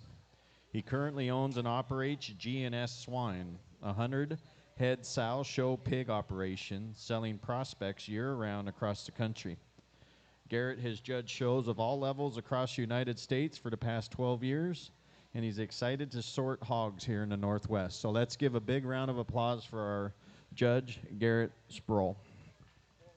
Class 2 to the holding area. Class 2, Hamps to the holding area. Class 2 to the holding area.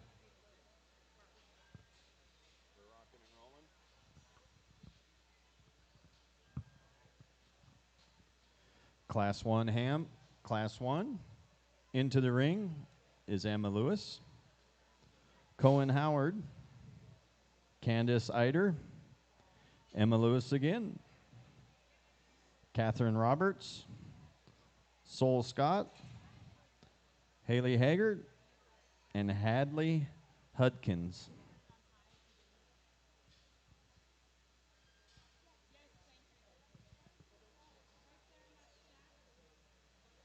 Again, Class 2, you should be making your way to the holding pens. Class 2 to the holding pens.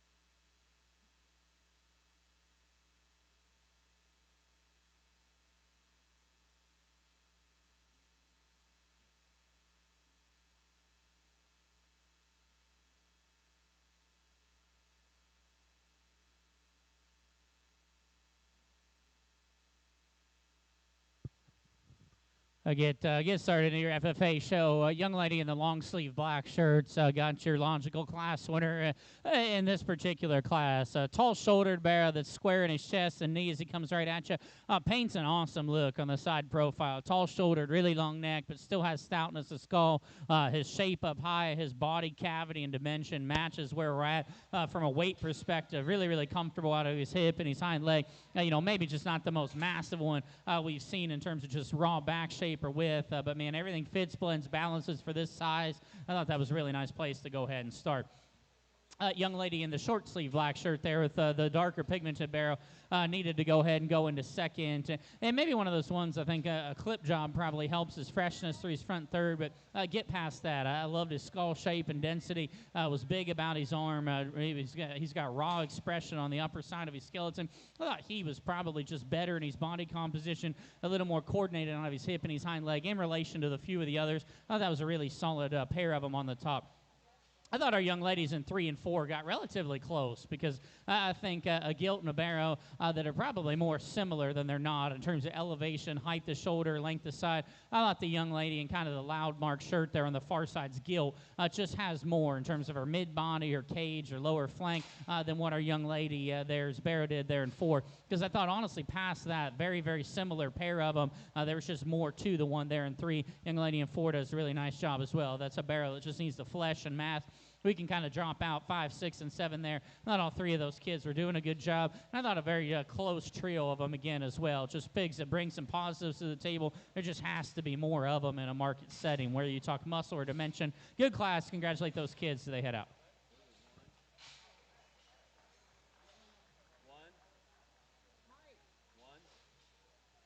Sorry, Candace Ider was 1. Candace Ider and Hadley Hudkins. Hudkins was 2. Close up. Coming back for final drive for 4-H Hamp will be Candace Ider and Hadley Hudkins. First call, 4-H Class 3 Hamp. First call, 4-H Class 3. Start making your way to the holding pens. Did you have a scratch in that car? Yes. Okay. Soul Scott Thank will you. be down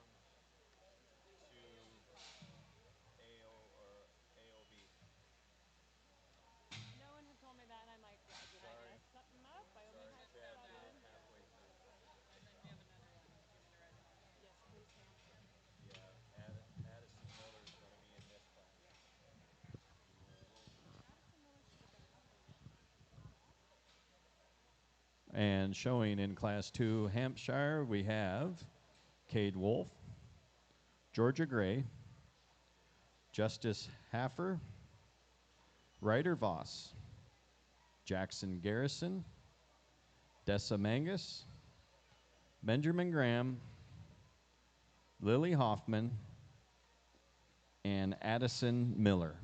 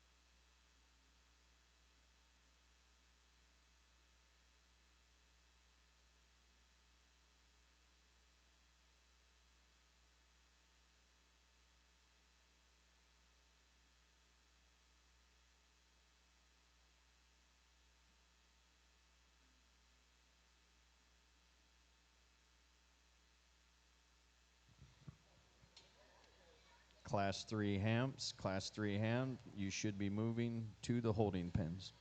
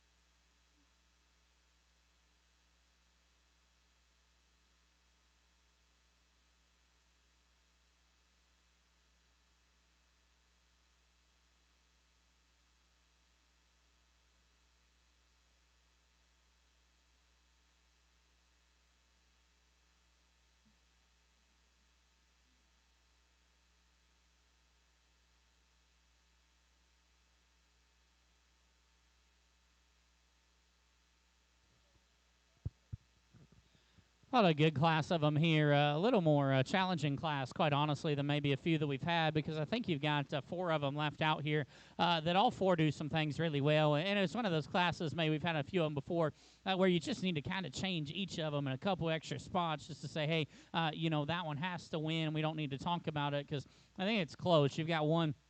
Excuse me. You've got one that's probably just the shapeliest and neatest looking. That's the hardest bodied one.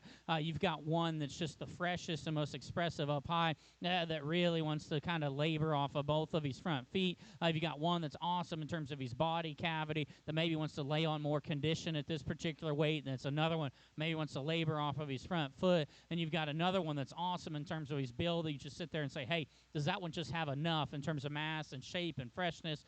So it gets really close. The one I'm most comfortable with, the young man here in the maroon shirt closest to me, is going to go ahead and win this particular class. And he's the one that I say you make that call on. For me, at this weight and size, he has enough in terms of muscle and dimension. Class-leading advantages easily in terms of just comfort level, in terms of range of motion. He's better, way better in his front foot set than 2 of them. He's deeper in his flank and better in his mid-body than another one. And that's a bear that still comes at you with some chest. He has some muscle up high. Is he just as hairy? Is he just as shapely as a couple of them? No, he's not. And I think if he was, then the decision becomes really easy. I wish there was a shot more muscle in that hog. He's just so much better built and still has enough. I think he needs to go ahead and win this particular class. From there, I like the young man on the far side there and kind of the Paisley to go ahead and go second. And when that one first came in, I'm like, hey, we've got our class winner because it came in head up, rolling, fresh up high, love his shape up high, big about his upper hip and his pin. in the same sense. I think anybody can walk up to the ring and say, hey, that one's pretty down on his front feet, and we haven't been driving for maybe a couple minutes, really wanting to start to just wear and tear down off of his front foot set. If you make him better there, I think you can make a case for that one to win this particular class. Similar comments for the young man's thin bell. That one in terms of mid-body, depth of flank, and cage is so good. In the same sense, I maybe start to question where we're at from a maturity pattern standpoint. He's easier and quicker fleshing. I want to pull some bark off of him. He's another one, too. A young man's doing a really good job of showing it out of him, but he's plenty timid and kind of not quite comfortable enough on his front foot set as well. But, man, there's a ton of good in that particular barrel. Young man's has got kind of the interesting one, I guess, if you will. I thought needed to go 4, but, man, that one's head shape's awesome. That one's height to shoulder's awesome. His shape up high is awesome. He's got to flesh and drop his body. Needs to relax in his shoulder if we're going to talk about moving him up. You can drop out those kids there in 5, 6, 7, and 8. I thought all of them do a really good job. I thought in relation to the 4 of them we had ahead of them, just ones that probably weren't quite as complete from just a skeletal perspective. Maybe got a little frailer in terms of just their bone work. Good class of them. Congratulate those kids as they head out. Coming back for the final drive of Hamp will be Justice Haffer and Jackson Garrison. Let's give them another round of applause.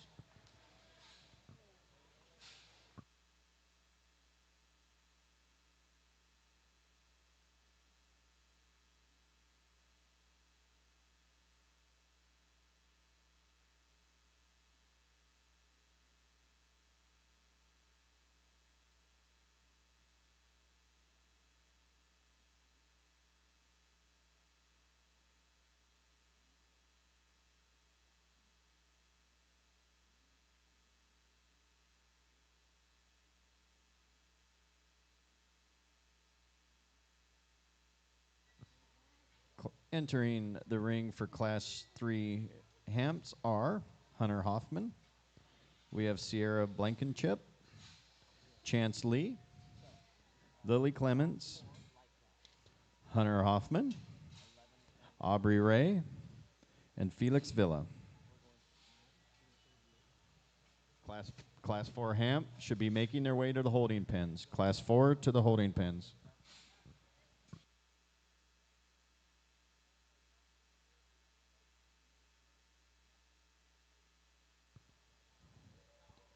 We also have 2 very special guests with the Washington FFA State Officer Secretary. We have Claire Sheehan, and the reporter, we have Kaylin Bozeman. They are helping with the ringside seat. We want to thank them for coming and assisting us.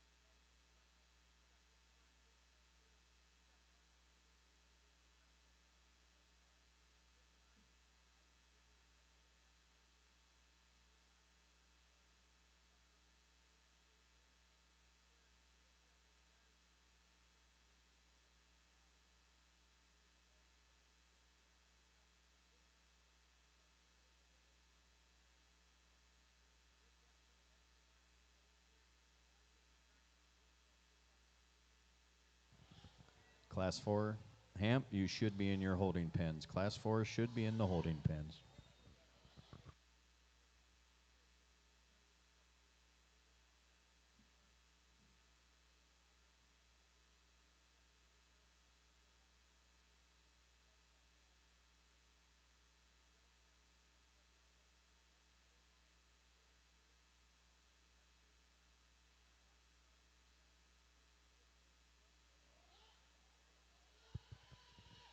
Got another nice class of them. I think it's close between the top pair of them in this particular drive because I think where each of them's good is kind of where the other one needs to change and vice versa. Okay, because you've got one of them realistically is better in terms of just back shape and raw expression. That same one's bigger and better in their rear bone circumference. They sit on a square hind toe in the same sense. That one's probably the one that's a little harder doing. It might be a little straighter. You've got one that's maybe just a little looser hinge. Then the same sense gets softer about their muscle pattern. Almost wants to drop in their mid-spine just a fuzz, but it's probably better in terms of relaxation of their blade up front. So it gets really close. For me, I like the young lady's Gilt to my left to go ahead and go first. Young man to my right's bigger barrel here is going to go ahead and go second. I thought the one that wins, besides her attitude, but you get past the screaming and the annoyance of that one's so much better on the upper side of her skeleton. She's better in just terms of shape. She sits on a bigger foot, ankle, arm, sits on a bigger rear bone. She's square about her rear toe. Barrow in second, just loose hinge, awesome build. I need to strengthen his top line. I need to give him more raw muscle shape. He's so soft-muscled, and in the same sense, he's one that maybe just doesn't have as much anywhere. Neat-looking, good-built one. Well, that young lady did a really good job with the barrel here in 3. I thought maybe he wanted to twist and turn just a little going away in relation to the ones ahead, but in the same sense, stout-mugged, hairy, big about his arm, he's shapely up high. It's just that view right there we've got to fix. Change him going directly away from you. We can talk about running that one up a little bit higher. You can kind of drop out 4, 5, 6, and 7. I thought this was a good class of them. I thought all 4 of these kids did a good job. Young man, blade backs, Gilt, does a lot of things really well. I've got a relaxer and her shoulder blade up front. Young lady coming out next. I thought that one's stoutness of mug and arm size allow that one to slide up into 5. He gets a little longer body, little rounder in his muscle. I thought 6 and 7, very similar pair of them. Really, really still solid market hogs in terms of just mid-body, cage, and dimension. I didn't think either one of them was sturdy enough on their foot set, probably just not crisp enough in terms of their muscle pattern. But another good class of them. Congratulate those kids as they head out. Coming back for the final drive of Hamps out of Class 3, we're going to have Audrey Ray and Chance Lee. Let's give them one more round of applause.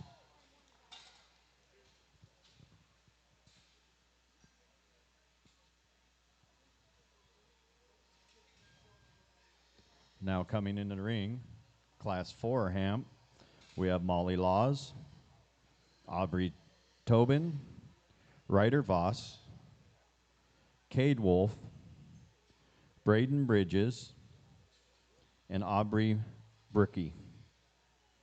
Class 4 Hamp.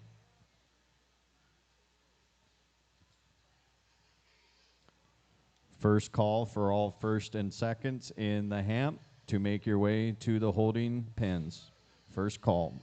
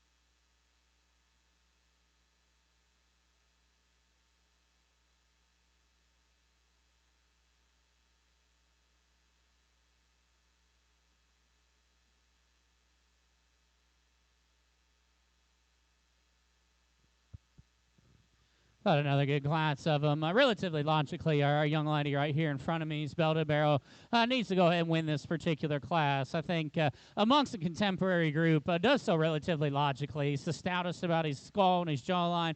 He's the freshest on the upper side of his skeleton in terms of just shape and squareness out of the back of his blade. Bold about his arm, big in terms of his bone circumference.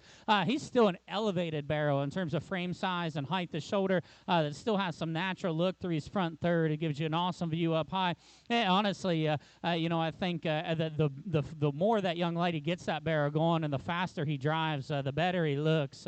Because when we first came in, I kind of questioned just where he was in terms of just comfort and length of hip, because they were kind of him-hawing around. And I get we've got a young showman with a big barrel. Man, when he gets out and kind of grabs a gear and go, I think those concerns almost eliminate themselves. I thought that was a nice place to go ahead and start. I thought 2 and 3 got closer, and then ultimately our young lady in green Gilt's going to go ahead and go second. Just a little more my speed in terms of elevation, length of neck. That one's look on the side profile is so good. Her levelness of lines, her running gear is awesome. In relation, if you're going to talk about pushing to win this particular class, she's just got to open in her chest. She's got to leave you with more. She needs to be just bulkier and denser about her mid-body. I think that's where you can have some discussion. Young man does a good job driving this one here in 3, and that one just from blade to ham loin junction in terms of squareness out of the back of his blade, in terms of his mid-rib, his fore-rib, and how that all ties together. I think that barrel does a lot of things really, really well. I thought in relation, he was a little rounder in his muscle pattern. He was certainly the lowest fronted option of our top trio. I thought that was a pig that done a lot of things. I thought young man's, honestly, when this one comes in and when you get that look right there, you think, hey, that Gilt can ride a few spots higher. She's up-headed, she's alert, she's level in her line, she's awesome in her mid-body, good about her chest. It's when you get right in behind that particular Gilt, for me, is where she's got to go for. She's not only easily the frailest in terms of her bone circumference and column, she's the one of our top 4 that wants to kind of twist and push just out of her hock. I thought 5 and 6, still a good class of them, pigs that bring quality to the table. Young man's was just denser, bolder, and stouter. Need to fix that barrel on his front feet. Young lady rounds out, does a good job, an athletic one that just needs more muscle. If you would, congratulate those kids as they head out. All right, coming back for the final drive in the Hamps out of Class 4 is going to be Aubrey Tobin and Aubrey Bricky.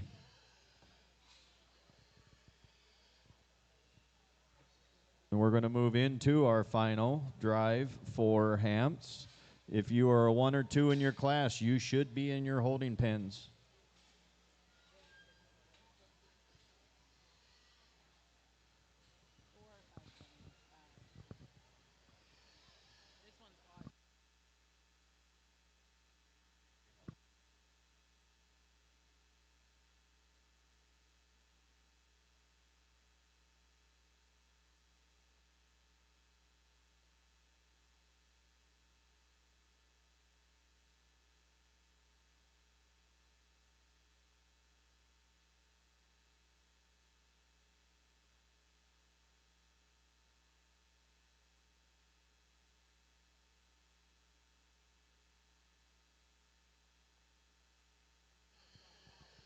Class 1, AOB, you should be getting ready to make your way to the holding pens.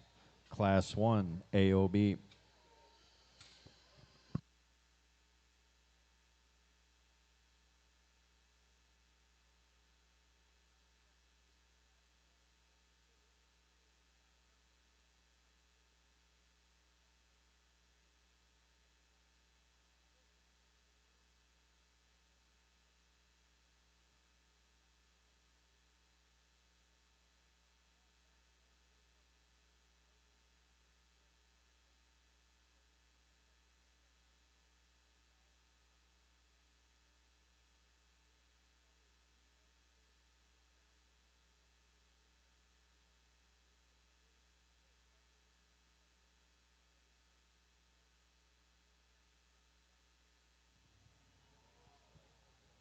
All right, for your final drive, Hams, entering the ring, or being with the callback, excuse me, is Candace Eider, Hadley Hudkins out of Class 2, Justice Hafer, Jackson Garrison, Class 3, Audrey Ray, Chance Lee, and Class 4, Audrey Tobin and Aubrey Bricky.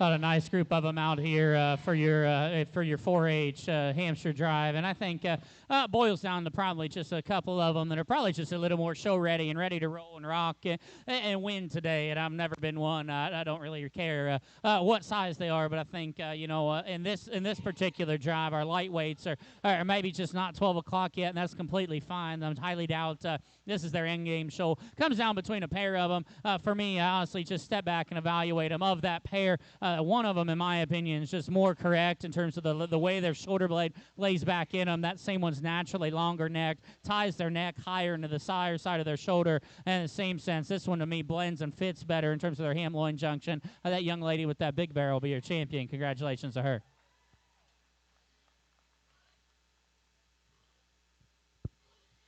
Drop in one we just got done talking about. Neat looking, comfortable made one. Just said, hey, if we're going to run with the one that beats her, just has to have more. I think she jumps into a mix with the other one. I thought there were the young lady here in pink in terms of just muscularity, shape, freshness. I didn't think maybe in relation, and I'm not going to say either one of them are perfect, in relation to the champion. Hey, was that one just as good in her ham loin? Was she just as good as where her shoulder blade sits? But I thought that was close because I love her added shape. I love her skull. She'll be your reserve. Congratulations to her.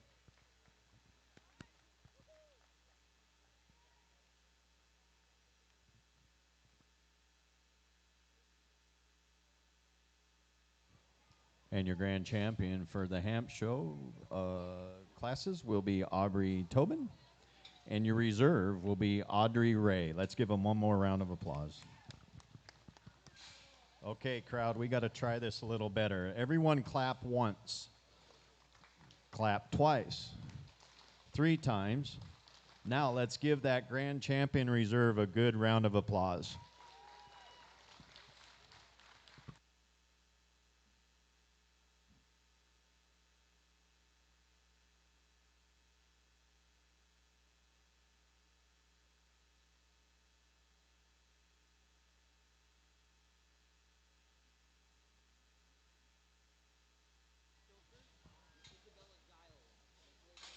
Sophia Spilker and Isabella Giles, make your way to the holding pen.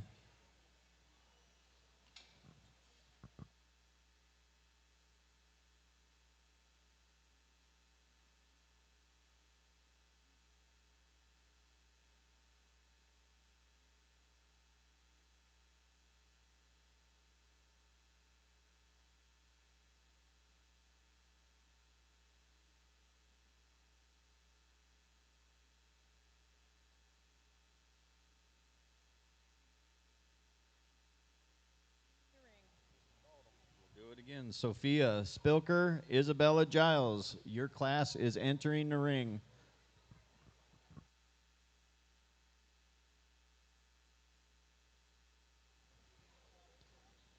Now entering the ring, Class 1, AOB. We have Riley Taylor, Kinley Nollmeyer, Braden Hill, Sophia Spilker, Isabella Giles, Braden Hill, and Sol Scott.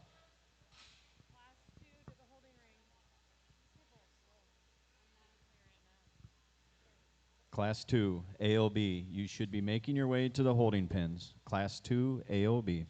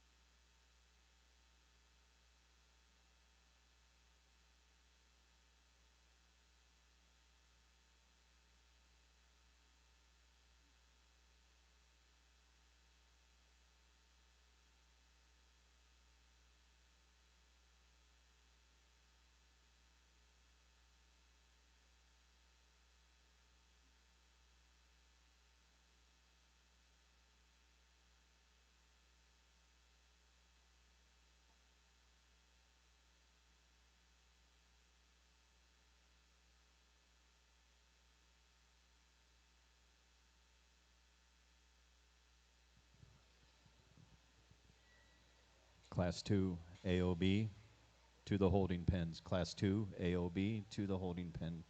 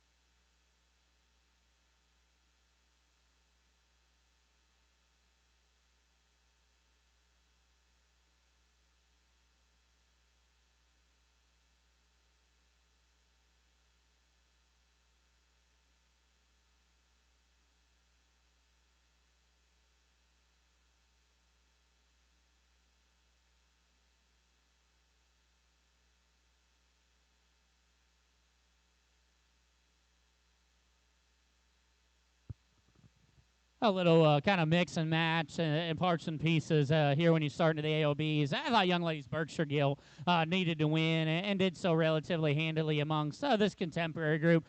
Simply put, that's the one that has a show ring look from the side profile that still has stoutness of feature, and she's the best built one in class by quite some margin. I love her head, neat looking, comfortably made. You know, hey, you could crack her open at the arena surface, make her wider and bulkier throughout, but love her head, love her lines, love her build. Thought that one relatively easily needed to go ahead and win.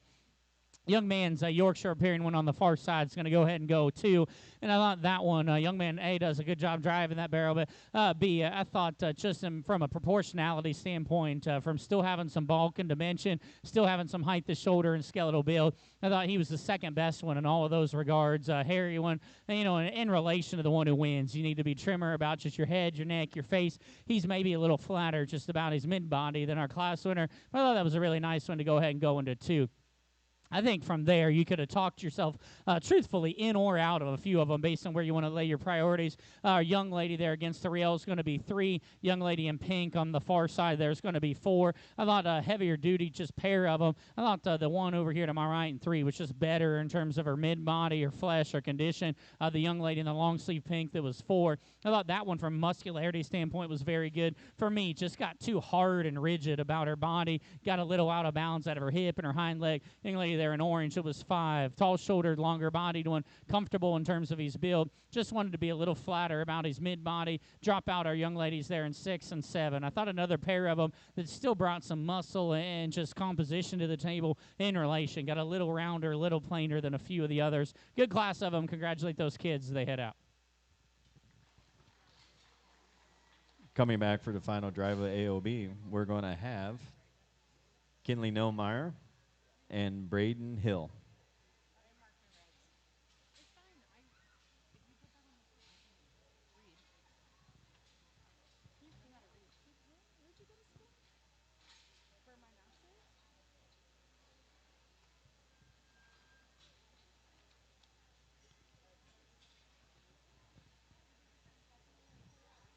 Class 2 AOB,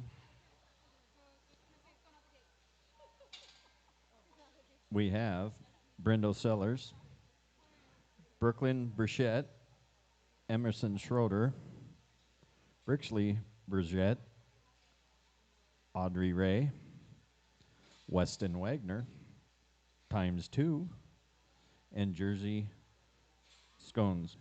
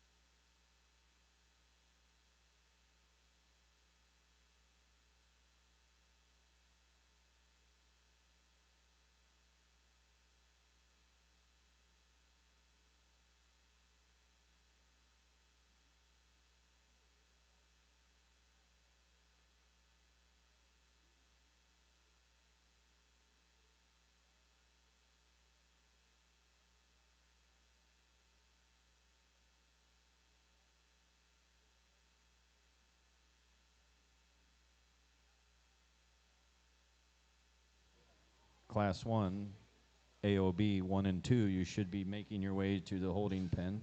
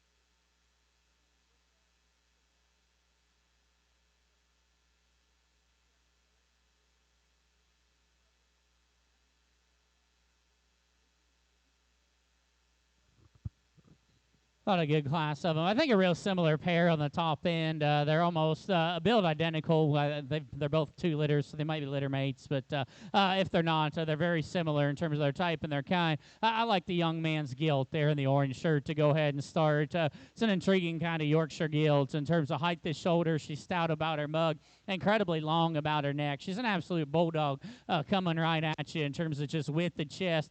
Incredibly freshly presented. Her shape on the upper side of her skeleton's awesome.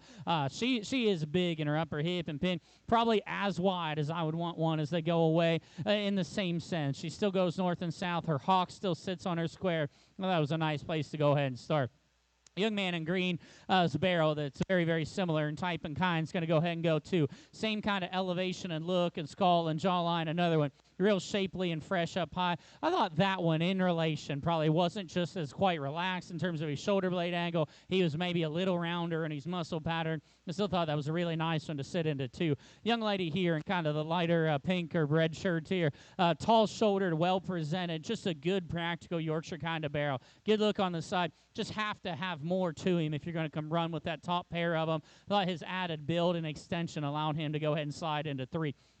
If you want to say, hey, that 1 and 4 in terms of just bulk and density and mid-body is probably a nickel better, I'd fully agree with you, and because I think that's where you can have a discussion in the same sense. I thought he was the one that needed changed a little more in his rear leg set. You got to raise him up in terms of height to shoulder. You need to trim that one up through the front third of his skeleton. You can kind of drop out all our ladies there in 5, 6, 7, and 8. I thought a group of them that do a good job in terms of just getting the animals drove. I thought got a little plainer in terms of their makeup. We got a lit into some little lighter muscled ones as we got in down through the line. But a good class of them. Congratulate those kids as they head out. Coming right back for the final drive AOB will be Weston Wagner twice.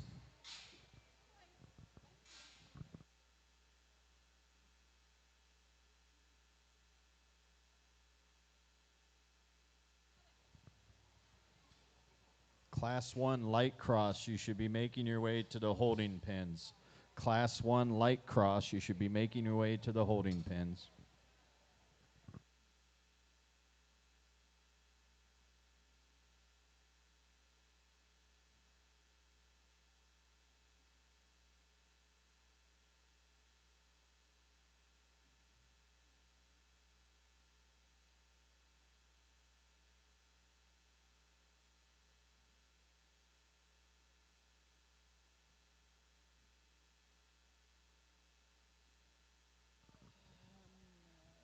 Looks like it, yes.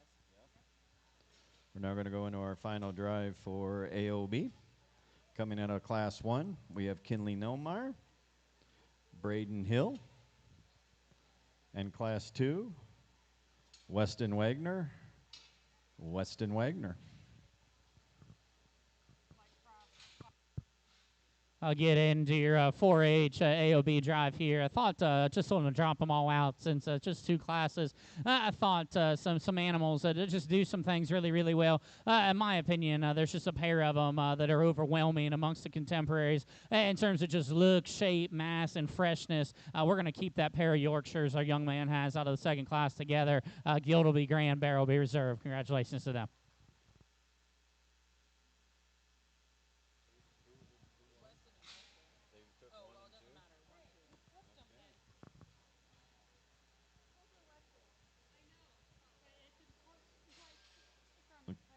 So our grand and reserve for AOB will be Weston Wagner. Nice job, young man. Let's put our hands together.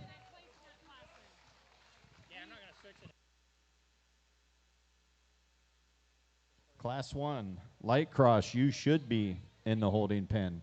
Class 1, light cross, you should be in the holding pen.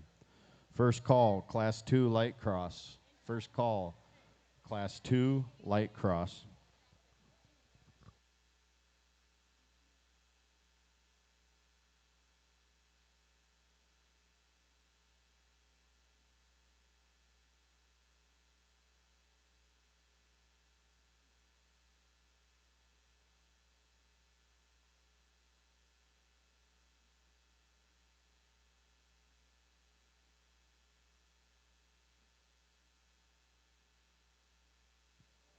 Now coming out, Class 1 light cross, we have Hadley Hudkins, Kylie Rasmussen,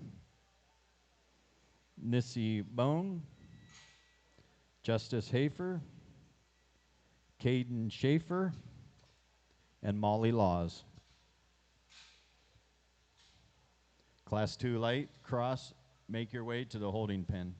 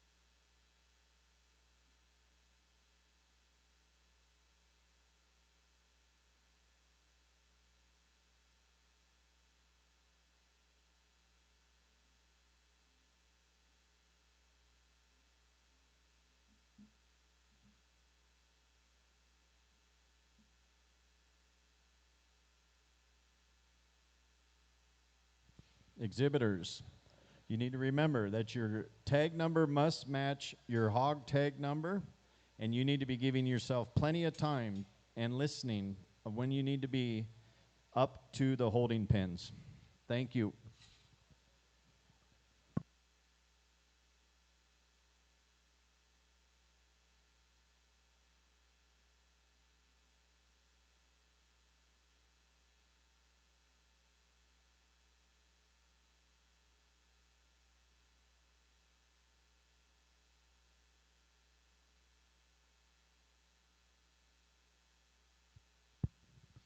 Get into your light crosses here. I think relatively logical class, in my opinion, to line up the whole way through. Our young lady, the farthest away from you there in the long sleeve blue shirt, is going to go ahead and win your class with the blue blanketed bear there.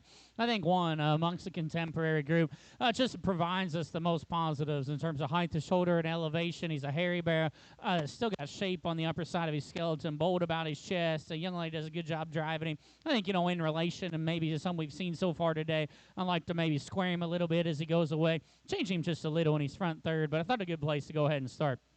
Young lady here driving right to me in the blacks, going to go ahead and be second. And I thought a very similar type and kind of market hog in relation, just a bold, dense, bulky one from blade to ham loin junction, big in his upper hip and his pin. I didn't think he was maybe as descriptive in terms of his muscle pattern. Maybe got just a little waist here about his front third in terms of head and jawline. But young lady does a good job driving that one. On another one, maybe just logically needed to go ahead and go into second. Young man to my right is going to be third. Young lady behind me here is going to go ahead and be four. I thought young man's just had an added advantage in terms of upper hip and width and mass through his upper hip and his pin, square about his hock. I thought that one in relation, maybe a little softer on his front foot, a little plainer about his body. Young lady did a good job there in four. Really, really heavy muscled, big back type of gill. Just needed to flesh and flex and kind of just blow out a little more in terms of just rib cage and depth of flank. 5 and 6, our young man and our young lady. I thought another similar pair of them. The hogs that had some muscle up high that just needed to flesh. Their proportions just need to be a little better in terms of just look and body shape. But a good class of them. Congratulate those kids as they head out. Coming back for the final drive for light cross will be Nissy Bone and Hadley Hudkins.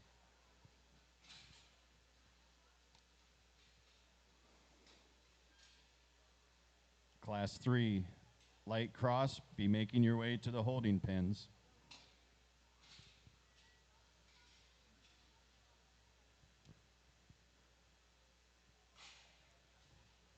Now entering the ring for Class 2 light cross, we have Taven Greenwald, Camry Rebolt, Riley Taylor, Peyton Rebolt, Cohen Howard, Isabella Giles, and Chet Ralston.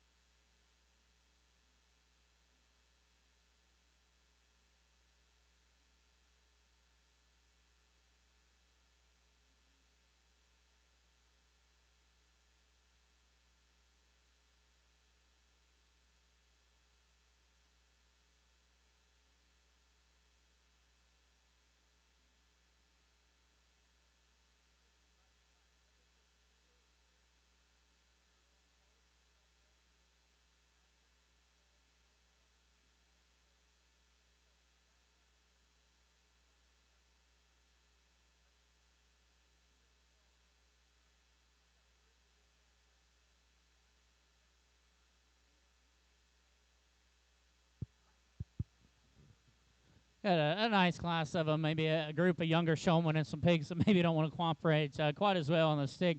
Young man's bluegill over here in front of our camera lady is going to go ahead and win this particular class.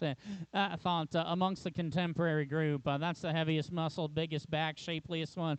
And, you know, that one, too, still amongst the peers in this class, if you will, still has some show pig look and dimension. I thought that one probably realistically needed to go ahead and start. I think it got a little closer between a few of the other ones. ones out here, depending upon what you wanted to do. I like that young man headed towards his barrow there, tag 517, to go ahead and be second. I thought that was the second heaviest muscled one. That one's just shapely and fresh up high. You know, Mimi need to change that one a little bit on his front foot set if we're going to move him up any higher. Young lady here is blue-eyed Gilt. It's going to be 3. I thought that one, just in terms of a length and neck perspective, a good Gilt in terms of her mid-body, needed to have more muscle up high. Probably need to be just a little more relaxed in terms of her shoulder blade if we were going to go ahead and move that one up any higher. Young lady here closest to me was 4, doing a really nice job. A longer-bodied type of barrow in his own right. Still has some shape, has a long neck, a neat kind of look from the side profile. In the same sense, maybe works against him in a market setting. He got a little longer-bodied. He wasn't quite as just burly and dense or massive as what the ones above him were, but I thought still need to go ahead and slide into there. And 4, young man's blue-belted one, if you will, is going to be 5. Young lady in red was 6. Young lady there they're letting out was going to be 7. I thought a trio of them. We just needed to just change from just a structural perspective. Young man's was boulder-bodied, needs to pull some trim off. 6 and 7 just needed to have more muscle. If you would, show your support for those kids as they head out. Coming back from Class 2 for light cross to the final drive light cross will be Cohen Howard and Chet Ralston.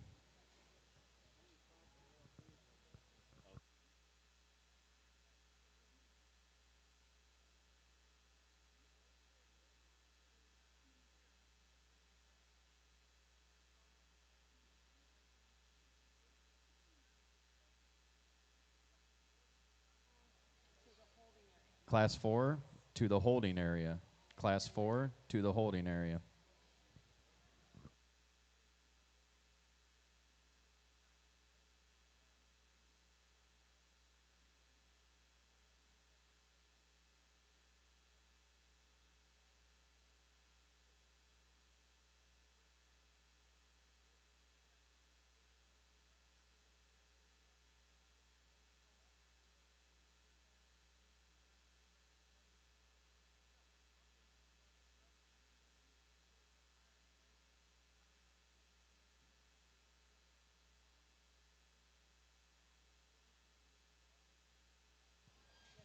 Now coming into the ring, we're on Class 3 with your light cross.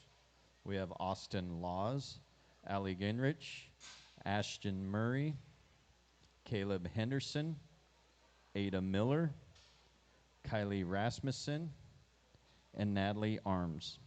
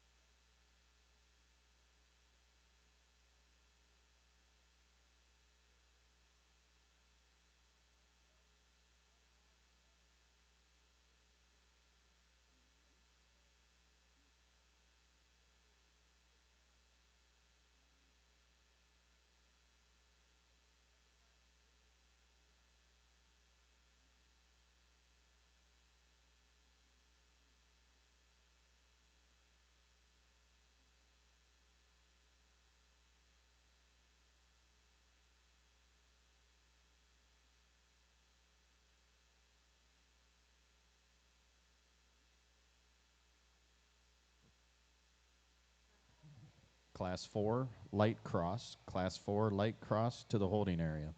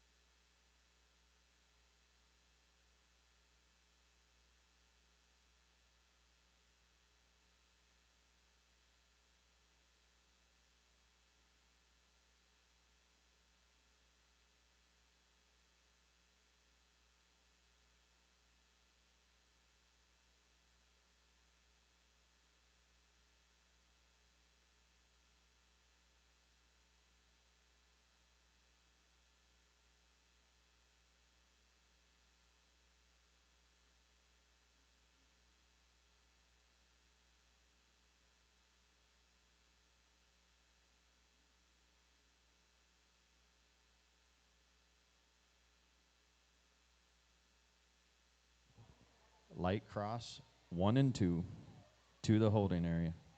Light cross, if you're 1 and 2 in your classes, to the holding area. There's another kind of parts and pieces class again. I think ultimately the young man with kind of the faster gear Gilt headed across the ring there needs to go ahead and start this particular class.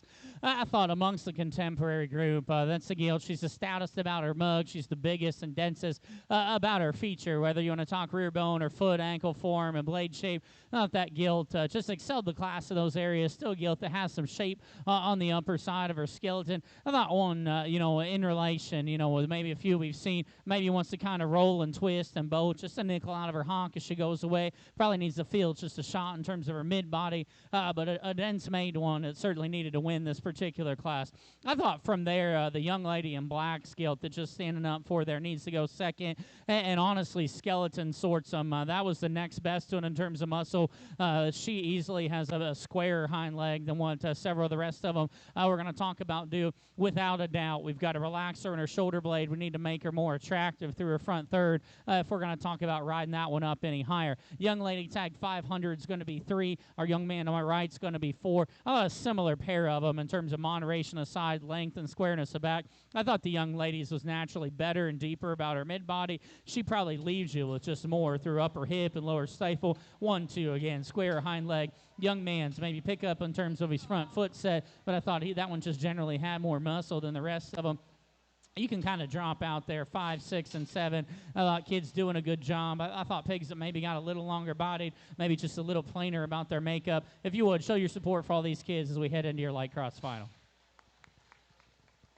Coming back for the final drive in light cross, we have Ashton Murray and Kylie Rasmussen.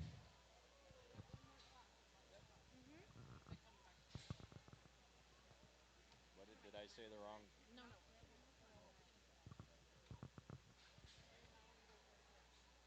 If you are 1 and 2 in your class for light class, please make your way to the holding pens.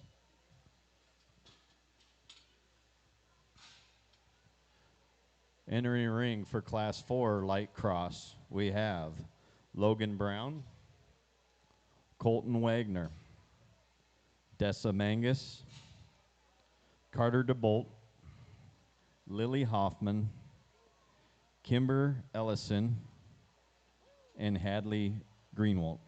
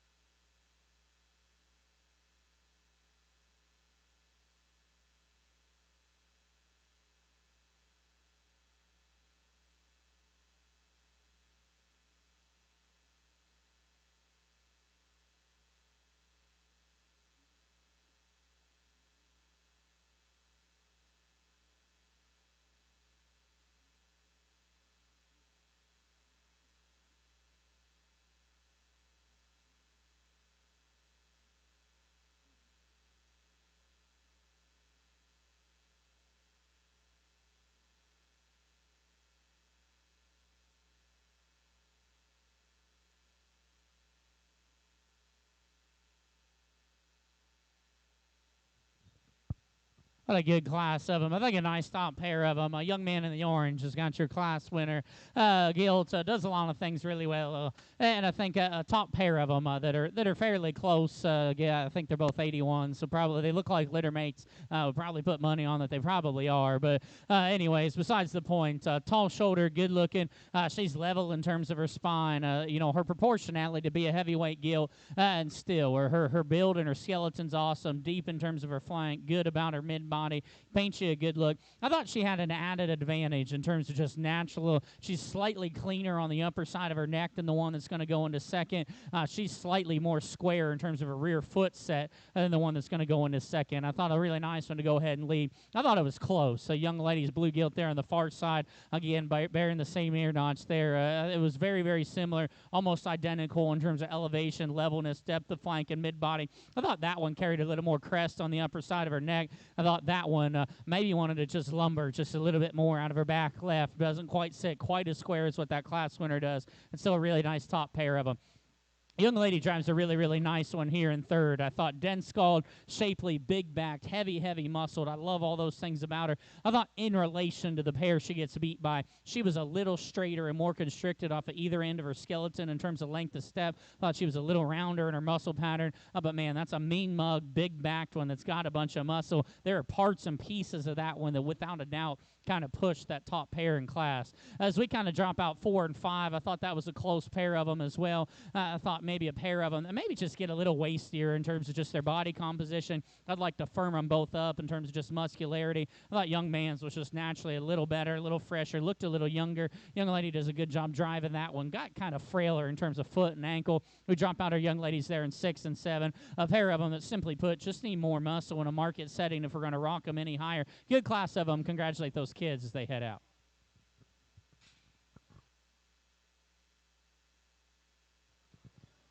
Class 4, we're going to have Colton Wagner and Kimber Ellison coming back for the final drive, which is going to take place right now. Class 1, dark, please make your way to the holding facility. Class 1, dark.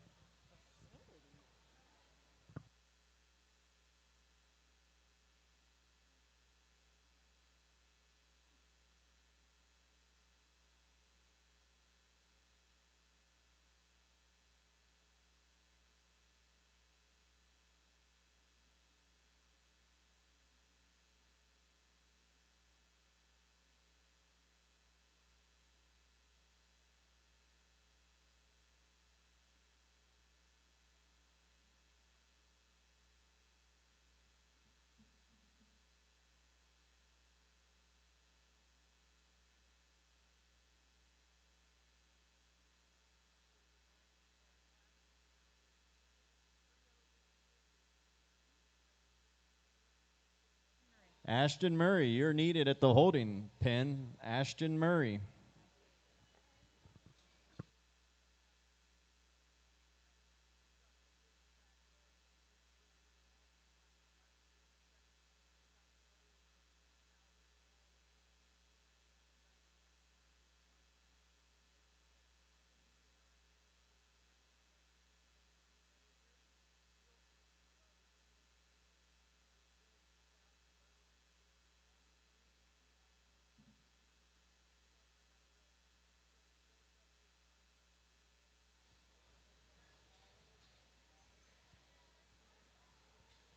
Okay, entering the ring for your final drive light cross from Class 1, we have Nissa Bone, Hadley Hudkins.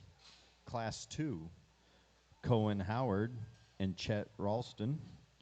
Class 3, Ashton Murray and Kylie Rasmussen. And Class 4, we have Colton Wagner and Kimber Ellison.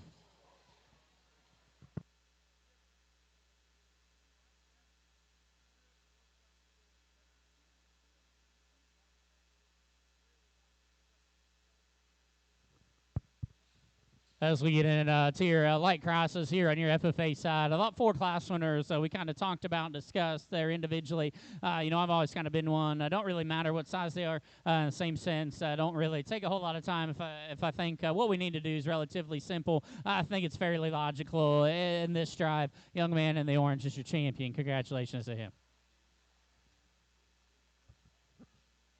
Again, we go ahead and drop that second place one out. We kind of talked. They were close in class. They were very similar. And I thought, take nothing away from your other 3 class winners. I thought there were two or three of them that did it better than the rest in the light crosses on this side. They happened to all 3 come in the same class. That young lady that just dropped in is going to be your reserve. Congratulations to her. For your final drive light cross, grand champion is Colton Wagner. And your reserve is Kimber Ellison. Let's give them a big round of applause as they're leaving the ring. Before we enter into the dark cross, we're going to take a quick 5-minute break.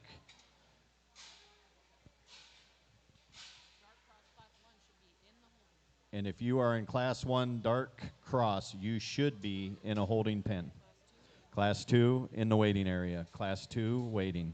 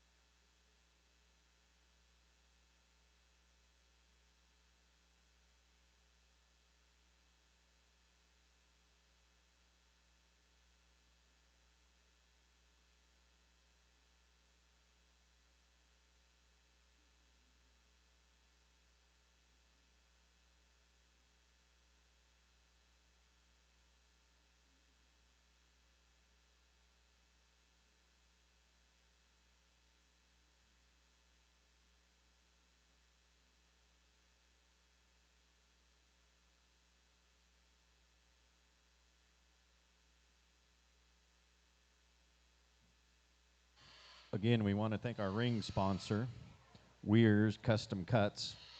Weir's has been cutting up the centerpieces of a memorial family meals for meat lovers of the Pacific Northwest for years. Custom cutting orders available for beef, pork, lamb, and goats. You can learn more on their website at weirscustomcutsllc.com.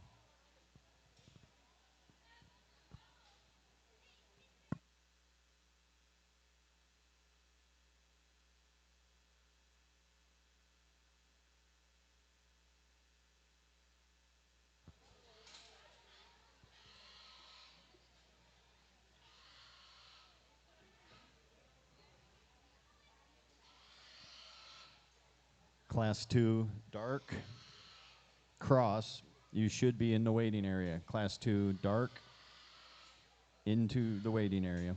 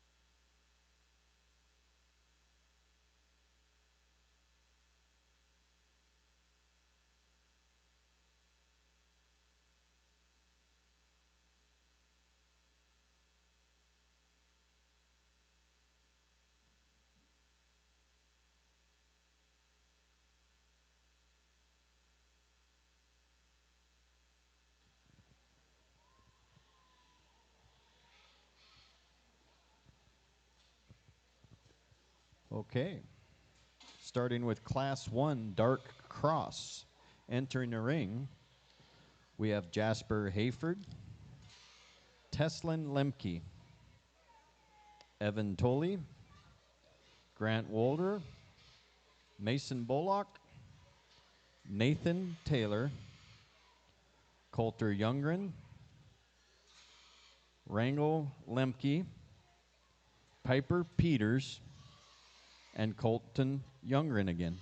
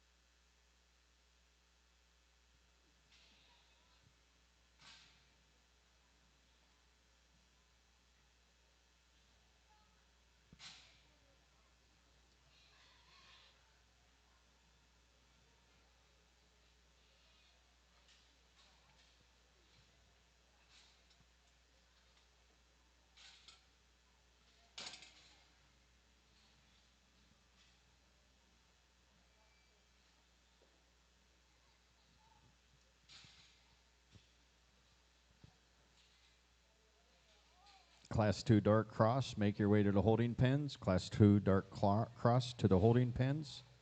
Class 3 dark cross, make your way to the waiting area.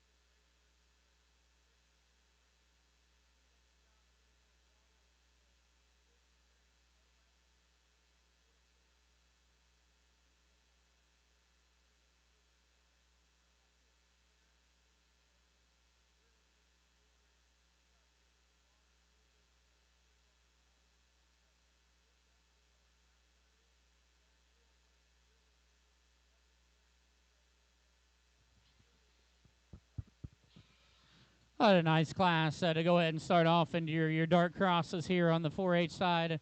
I think give and take, honestly, but between several of them because you've got them in about every shape and size, and obviously we're in the lightest weights ones too, so you're not near a finished product yet either. So it gets close between a few of them, and I guess ultimately, where do you lay your priorities? What do you want to do? I'm going to start with this young man, solid black one here to my right, to go ahead and lead this particular class. And I think just from a market hog fundamental standpoint and proportionality and balance allows that barrow to go ahead and start. He's stout about his mug. Of the ones that are denser in their muscular makeup, he's still fresh up high. He's a little more level in his spine. He's more correct out of his hip and his hind leg than a couple of them. He's better in his shoulder blade and angle and neck attachment than another one. Without a doubt, I'd like to make him bigger in his front foot, ankle, and arm. If you stouten that one up at the arena surface and make him just denser skeleton, skeleton, I think my decision becomes really easy. An intriguing one's the young man in white. Gilt's going to go ahead and go 2. And I think if I could convince myself this Gilt was relaxed enough in terms of her shoulder blade up front, I could grab that one and run with her because I love her head. Her height to shoulder, her head's awesome. She's shapely up high. She's probably got the biggest rear bone circumference of this particular class in the same sense. She's the one that maybe doesn't blend as well in her ham loin. She's the harder bodied one that just does get a little straighter in her shoulder. Quite honestly, the clip job kind of isn't really helping in that regard either. We've got to blend that back better. It's a awkward first impression, if you will, but even past that, we've got to get her to relax in terms of her shoulder if we're going to talk about running with the class winner. I think 3 and 4 is probably where it got close for me because I need to change both of them. One of them's probably a little more just appropriate in terms of flesh. The other one's so much bulkier and dense.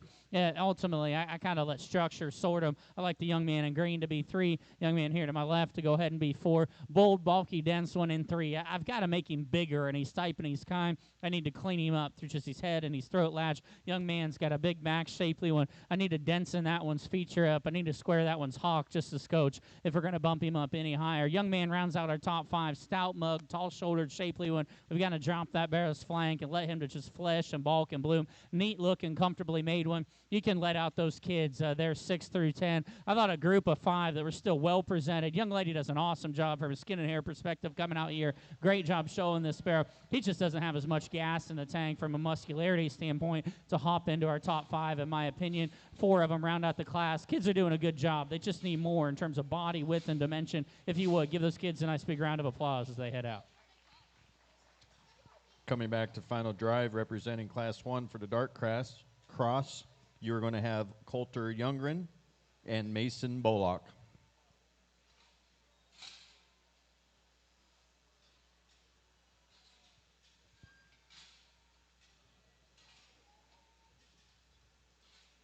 On the Class 2 Dark Cross, entering the ring, Nissa Bone, Jackson Dodd, Carly Brickley, Mason Bullock, Charlie Peters, Kaylee Eider, Ada Miller, Sophia Spilker, Addison Miller, and Chance Lee. First call, Class 3 Dark Cross to the holding pens, Class 3 Dark Cross to the holding pens. Class 4 Dark Cross, prepare and come to the waiting area.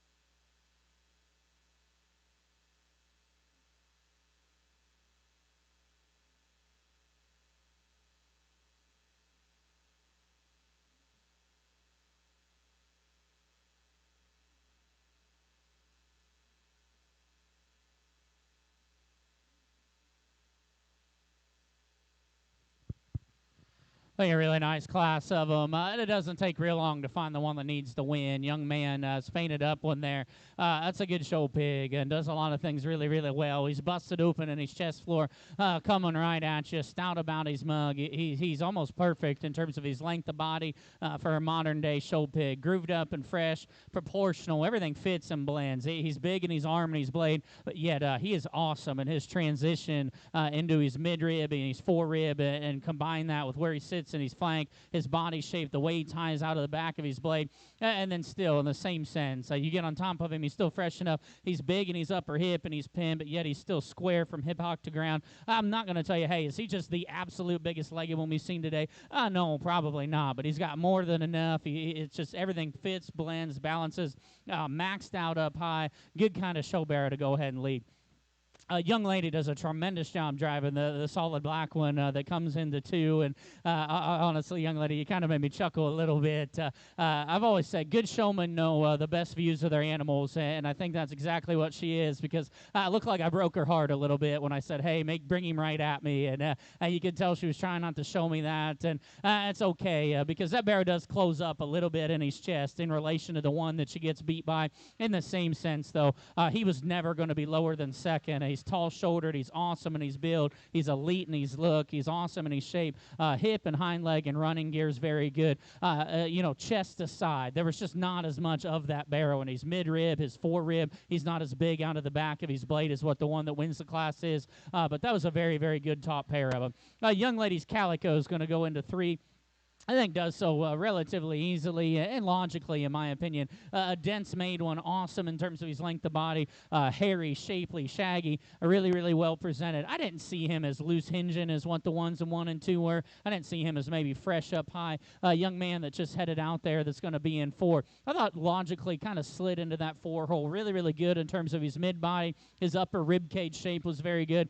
Comfortable out of his hip and his hind leg. I thought that one was another one that teeter-tottered on getting too straight through his shoulder blade, wanted to close a little more in his chest. Stout mug, tall-shouldered, hairy one comes out next. Just need more in terms of the center dimension of that one's body. He's too high and dry in his flank. Real good bodied one that needs more shape. Kind of round out 6 through 7, 8, 9, and 10 there. Not a good class of them the whole way through that have positives. Maybe just not quite as stout. Maybe not quite as good looking as a few. Good class of them. Really nice top pair. Congratulate those kids as they head out.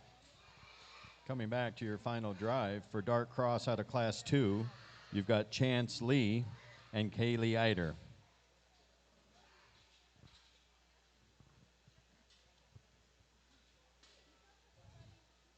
Now entering the ring for Class 3, Dark Cross, you have Tucker Wolf, Morgan Logstrom, Logan Laws, Sierra Blankenship, Hagen Tippett, Jake Gray, Logan Brown, and Jillian Siren. Class 4, make your way to the holding pens. Class 5, Dark Cross, work your way.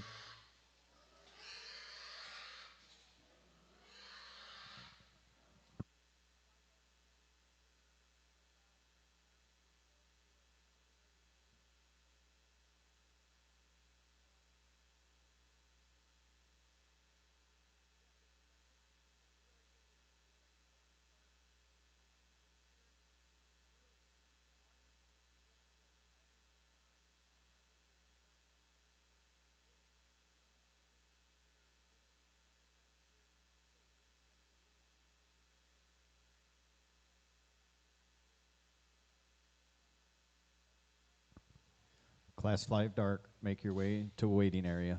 Class 5 Dark.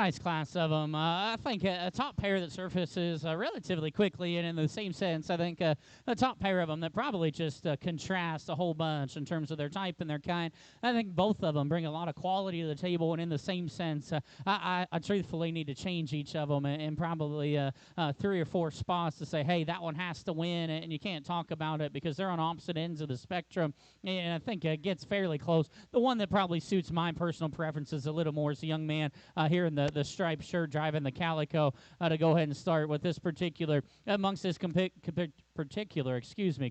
group. I thought in relation, he's the taller shouldered one that's naturally bigger about his foot, arm, and blade. He's naturally stouter about his mug, and probably more appropriate in terms of frame size and elevation in relation to the one that's going to go into 2. He's probably a little safer out of his hip and his hind leg. That said, he's got to come with more in terms of his mid-body. He's maybe not quite as just fresh up high, starting to show his chime up high a little bit, and maybe show a little bit of age. And honestly, I think that's why this top pair in this class is maybe as much of a coin flip as any as we've had, because all of those things I just criticized the Calico on, young man's right here in front of me does really well. He's awesome in his depth of flank. He's awesome in terms of his mid-body and his rib cage shape. He's maybe just a notch fresher just from blade to ham-loin junction. In the same sense, he's without a doubt the lower fronted one. He's the thicker fronted one. If you want to talk about just being too quick in his maturity pattern, he's starting to lay on some extra cover in his lower third, and then he's the one that wants to kind of just do some soul searching and really start to get a pretty wide, plenty wide for this show judge as he goes away from you. So that's as contrasting of a top pair we've had. If somebody sets ringside and you want to flop them, I don't think you can argue a whole lot. You just have to acknowledge where each one of them's better than the other. I thought 3 and 4 were close. Young man here in front of me is going to be 3. Young lady that left's going to be 4. And I thought the 1 and 3 taller shoulder was just a better built one from a front third aspect. Thought that one in relation. We've got to have more muscle and bulk if we're going to move up. Thought young ladies logically went into 4th. Was just better built and just have more positives than the ones that were going to come out next. Young lady drives out the shaky head there in 5. And, I guess that's never really bothered me a whole lot. The pig clearly grows and gets the weight she gets her drove, and because I think you look past that, that's a gilt that still has some stoutness of feature. She's heavier muscled and shapelier up high, the ones we've got to come next. And, one of those things, if it's a breeding show, maybe it matters. In my opinion, market show really doesn't at all. Young lady does a good job. We can drop out 6, 7, and 8 there. Again, I thought a really solid class. The next trio still bring positives to the table. They maybe get a little softer in their muscle pattern, a little plainer about their makeup. Another good class of them. Congratulate those kids as they head out. Class 3 dark cross coming back for the final drive. You have Hagen Tippett and Tucker Wolf.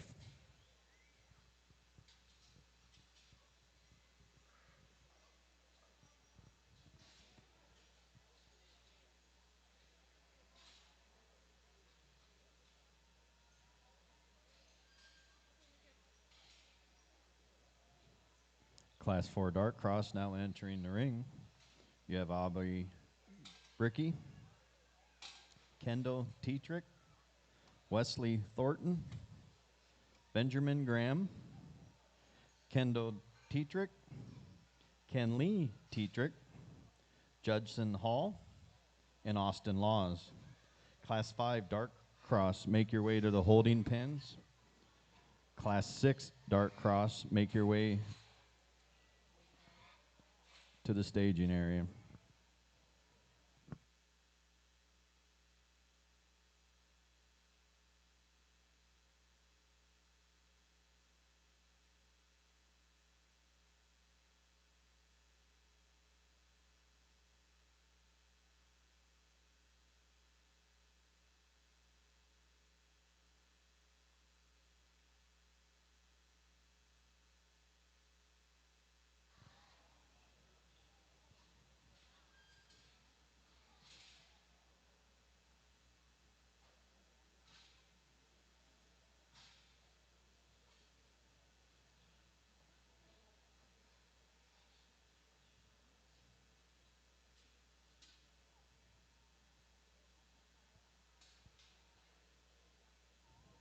Again, Class 5 dark to the holding pens.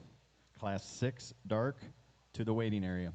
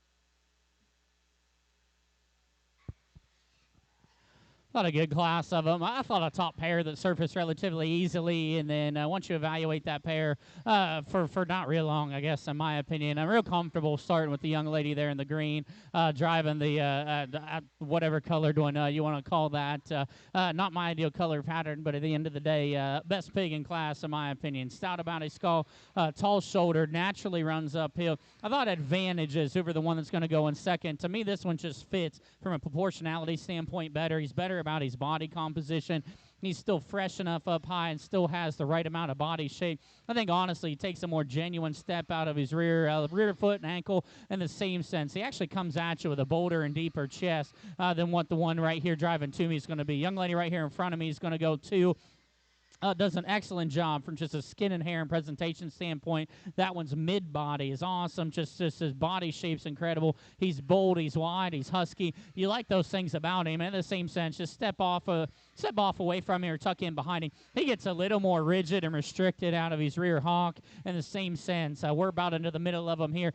He's got too much flesh for me through his front third. He's starting to break down a little bit on his front foot set. But, man, he's wide, dense, and burly. I thought the young man's in third logically needed to go there. Just tall-shouldered, good built, comfortable made livestock that's good everywhere. Was he as out there as a few? No. Is he maybe as bulky as a few? No. But, man, he's just good-looking, good built, just a really good, solid kind of pig. Drop out our young man there in 4. I thought if you could fix this one's shoulder blade, you could have talked about moving this barrow up because that's a barrow that wants to get too straight up front, but in the same sense. He's square up high, he's shapely, he's got a good look, he's well presented. Drop out the young man's calico there in 5. If you just walk up to the ring and that one comes out right at you, you go, my goodness, why is that one ever 5th? Because his stoutness of skull is incredible. He's awesome in his chest. He's big at his arm. It's when you get right in behind him right here. I personally, I just can't do it. I can't live with it. He's completely bow-legged as you go away. If you can, let's say, I'm okay with that, you can move him up a few spots. This particular judge can't. Because, man, ham-loin junction forward, I love a lot of things about him. I just have to change him there if we want to think about moving him up any higher. You can drop out 6, 7, and 8. Again, I thought another good quality class of them. These are still really solid type of market hogs. Maybe just not quite as dense bone, not as quite as heavy muscled as the ones ahead of them. Good group. Congratulate those kids as they head out.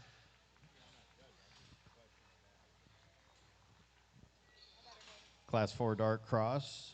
Coming back for the final drive, you have Kendall Tetrick and Kenley Keytrick.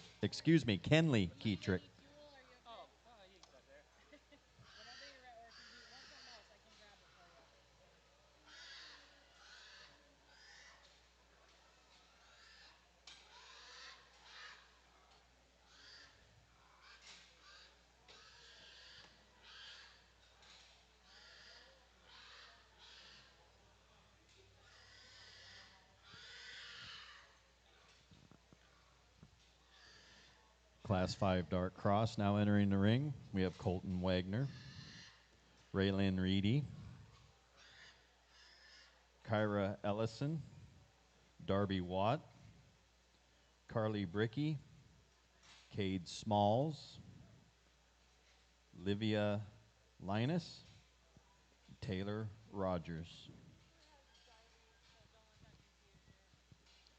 Class 6 Dark Cross, make your way to the holding pens. Class 7 Dark Cross to the waiting area.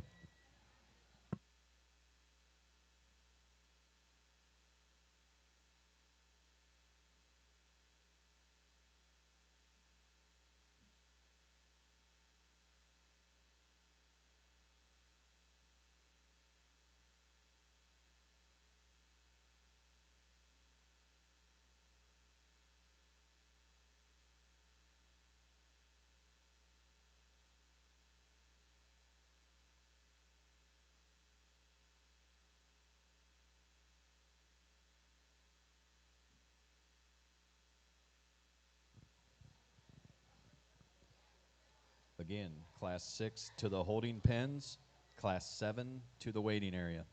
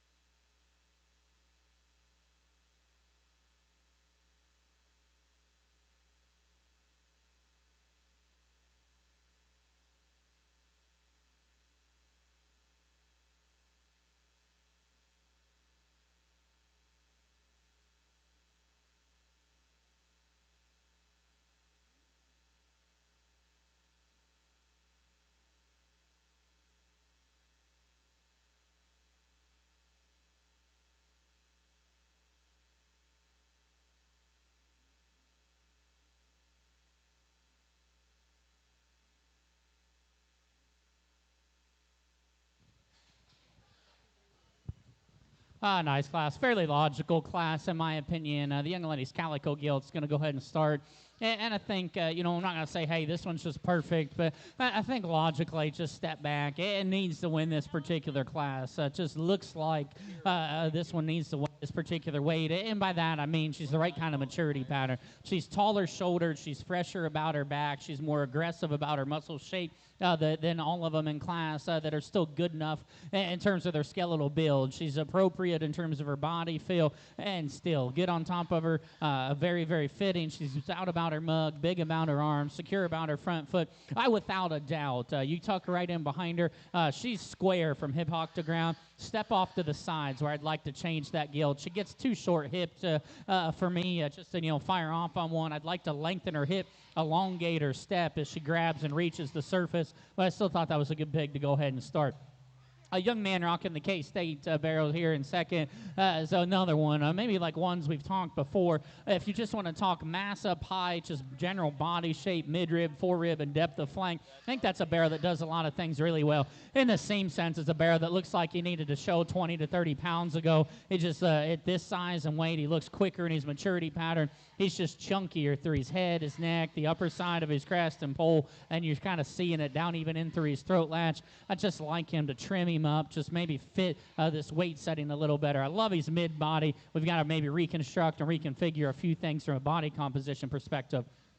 Young ladies, probably more similarly resembles the class winner, shoulder blade back. Taller shouldered, shapely up high, comfortable just out of his hip and his hind leg. In the same sense, I've got to reconstruct him shoulder forward. He's rocked too far forward in his elbow, his knee pocket, strengthen him in his front foot. Incredibly well presented, shapely. Blade back, I like a lot of things about that particular animal. Very similar comments. Blade back was the story on the 1 and 4 as well, because she's bowled out of the back of her blade. She's shapely up high. He's comfortable as he wants to track away from you. I think he uses dense in his skeleton and step off the side. He almost resembled that second place one in terms of just crest and cheek and just being a little over conditioned in that front third.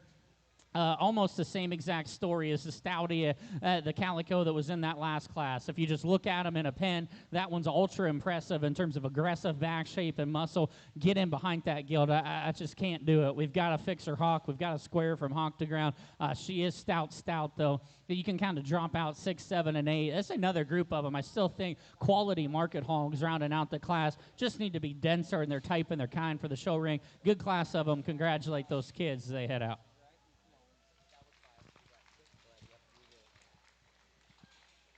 All right, coming back to the final drive for Dark Cross out of Class 5, we're going to have Kira Ellison and Darby Watt.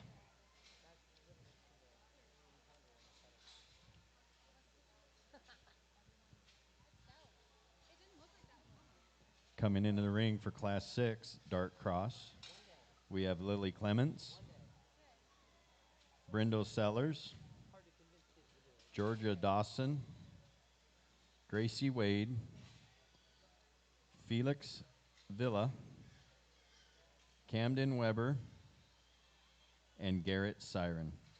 Class 7, please move to your holding pens. And if you were a 1 or 2 in the class of Dark Cross, please start making your way up to the to the waiting area.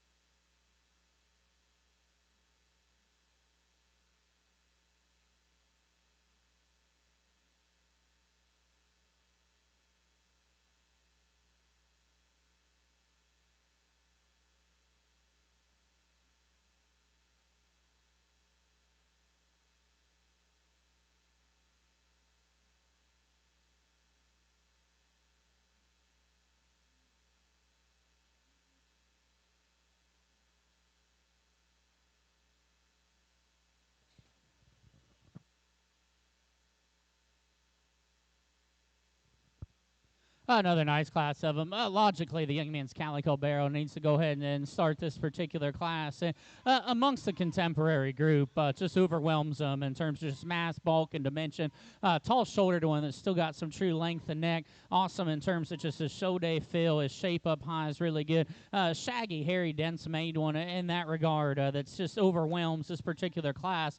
And in terms of muscle and mass, gives you a neat look on the side. I'm not going to tell you he's perfect. The fit job's pretty good on the feet and legs. I'd like to make his actual foot and ankle bigger when you study him at the arena surface. I'd like to probably just square him a nickel on where his rear foot actually sits, but still wins this class relatively easily, in my opinion. Young man does a really nice job. My compliments to him. I thought from there it got a little closer between several of them. Thought 2 and 3 was maybe the closest decision amongst them between a pair of them that are probably just more similar than they're not. I was slightly more comfortable with the young lady's Gilt there, kind of the middle in the multicolored shirt to go ahead and slide into 2. Young lady directly right here behind me's Barrow is going to be 3. I thought, again, a similar pair of them, tall-shouldered, good-looking ones. They're still comfortable in terms of their skeleton. I thought when you just got right on top of them or even just watched them on the side, the Gilt that ended up going into second, she was deeper in her flank. She was fuller in terms of her body, left you with just a scotch more in terms of just her lower and inner ham and inner stifle. Young lady does a great job driving that barrel that slides out there in 3. I thought 1 just needed to bulk up a little more. Our young lady with kind of the blood wart on his shoulders, Gilt, was going to be 4. Young lady tagged 380 that snuck out on us. It's okay. Was going to go ahead and be 5 there. And I thought that pair was really, really close. I thought the young lady's Gilt there on the rail was just naturally a little stouter and denser everywhere in relation to the young ladies that kind of snuck out on us there. But I thought a really good top 5 of them. You can kind of go ahead and drop out 6, 7, and 8. The dark crosses on the 4H side have been really good. Bulky, bold made one just needs to trim up and have more muscle. Young ladies that rounds out, man, that one's just some front feet away from picking up a couple spots. Skin and hair and presentation's good. My compliments to those kids. Give them a nice big round of applause.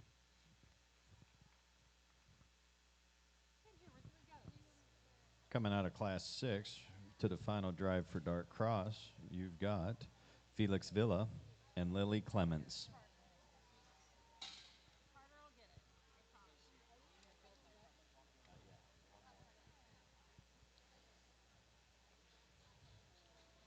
Class 7 Dark Cross, now coming into the ring. You have Kenley Dietrich, Taylor Rogers, Allie Gingrich, Braden Bridges, McKinley Thornton, Caden Schaefer, Trevor Garrison, and Taven Greenwald. If you are a 1 or 2 in your class for Dark Cross, please make your way to the holding pens.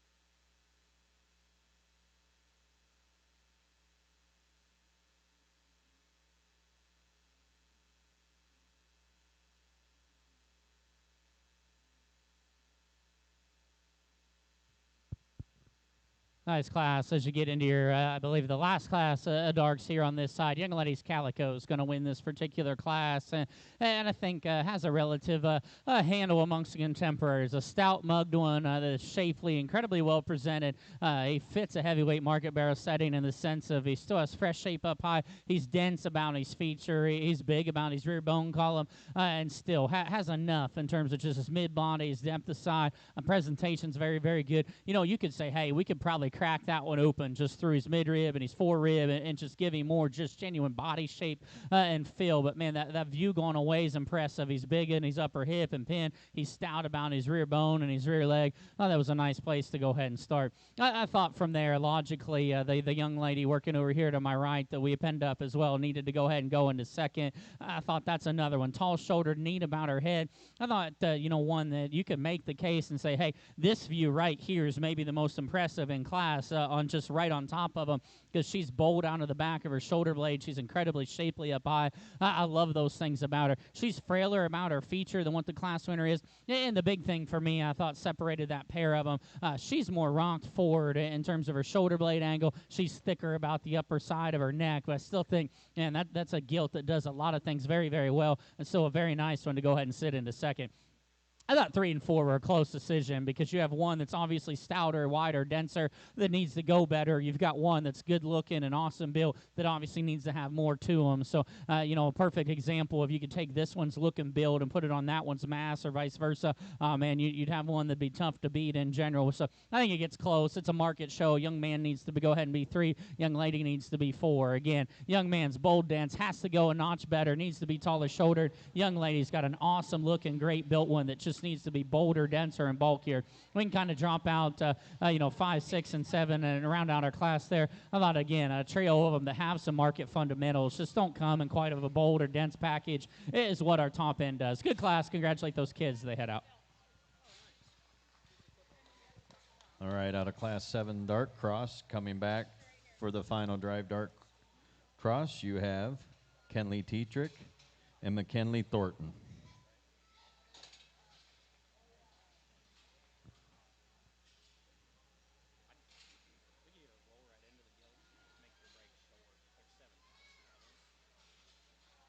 Chad was saying you were going to take a half hour, do you not?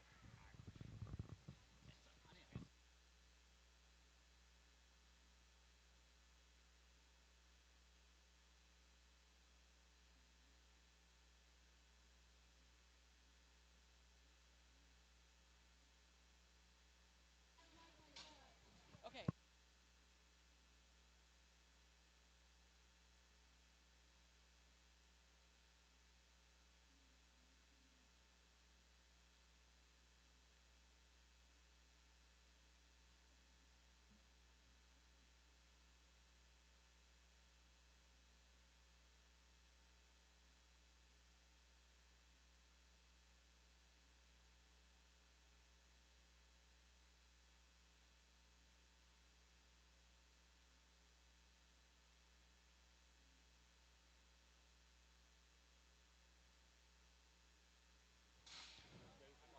So after our final drive Dart Cross, we're going to take a 10-minute break, and then we're going to move right into our Gilt classes. So right after this, we're going to take a 10-minute break and move right into our Gilt classes.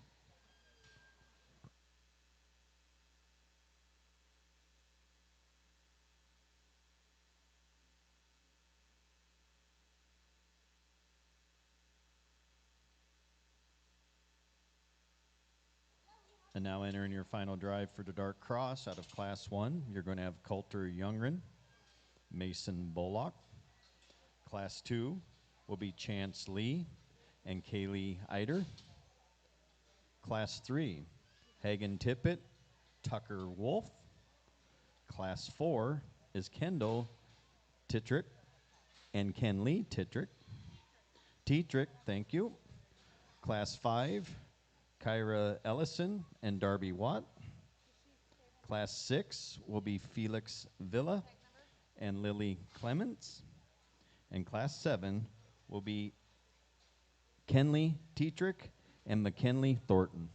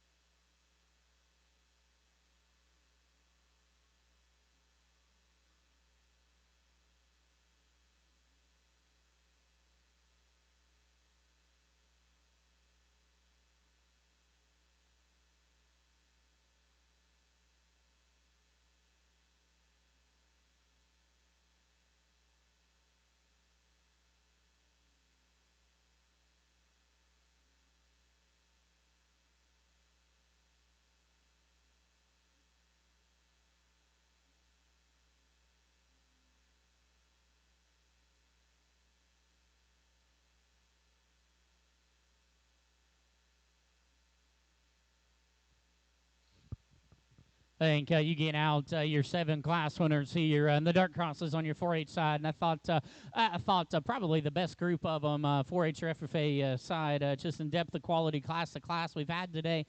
It's been a fun group of them, and I think 7 class winners come back out and certainly represent their individual classes really well and do a lot of things to a very good degree. And I'm not I'm going to try and pretend or talk to anybody and say, hey, these things all match and are just exactly alike, and that's okay. Quite honestly, you've had good numbers, but you've got to have a lot more numbers to make them all look like cookie cutters, and which is fine. Good livestock come in different shapes and sizes, and we've talked in each class where I like all of these. I think I told you a spot or two I need to change, or just change each of them to say, hey, this one wins. There's no negotiation or no negotiation to happen. But I think a very, very good group of them. I think you just bring them back out here. One of them just does things to a higher degree in terms of just being bold about their chest coming at you. They're stouter between their eyes and about their skull than another one. Maxed out and shapely up high, but still proportional for a modern-day show bearer in terms of length of body and length of side. Help me congratulate the young man with the belted hog right here in the center of the ring. He'll have your champion. Congratulations to him.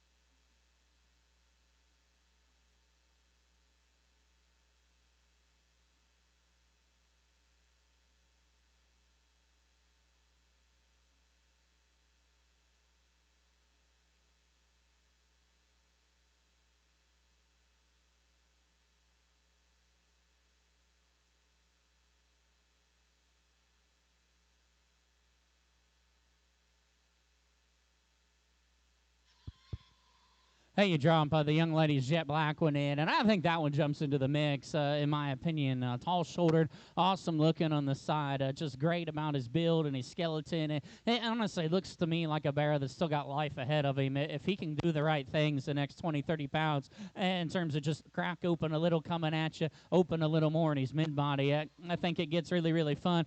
There's another one. I thought it was close between. I'd like to make him a nickel bigger in his foot and his ankle. I'd like to change just a spot on him. Maybe you should tuck right in behind, but elite looking. He's bolder bodied. He's deeper in the heart and base of his chest than a few of them, and still has a neat enough look to kind of go and just run. I thought the one that probably pushed our champion the most, a young man there in the black short sleeve with the calico, will be reserved. Congratulations to him.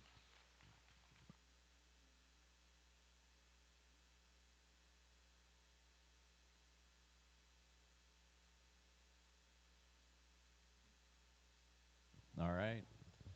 Your grand champion for the Dark Cross class is Chance Lee, and your reserve champion is Felix Villa. Let's give him one more big round of applause. Okay, we're going to take a 10-minute break, guys. 10-minute break, and then we're going to roll into the Gilt show.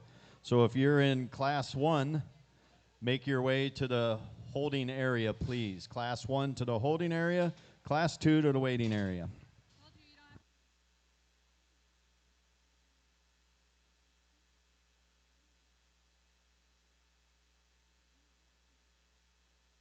And something new, we have an added extended Longhorn barbecue snack list over here in the building adjacent to us, along with some of our vendors. So grab yourself a bite to eat and maybe an early Mother's Day gift while you're shopping.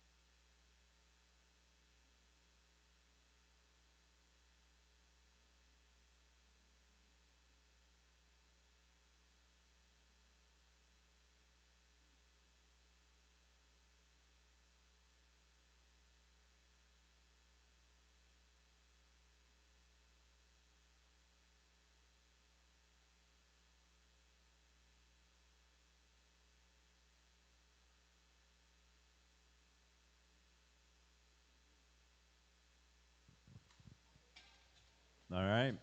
It's time to get back in here, everyone. If you're around within earshot distance, we want to have Class 1 in the holding pen, Class 2 to the waiting area, Class 1 in the holding pen, Class 2 to the waiting area.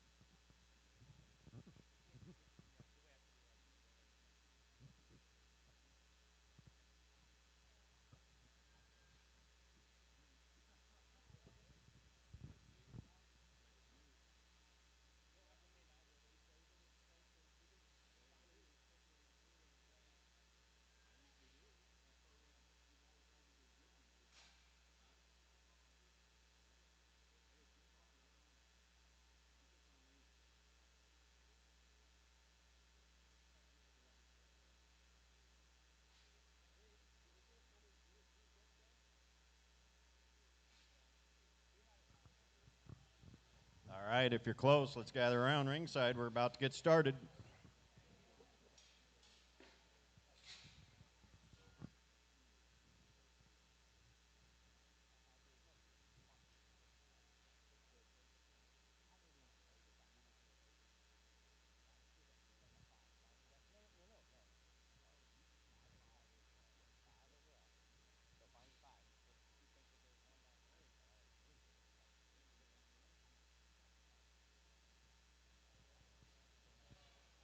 I think he's just going to place his class, and then he's going to pick his callbacks, so it could be more than two.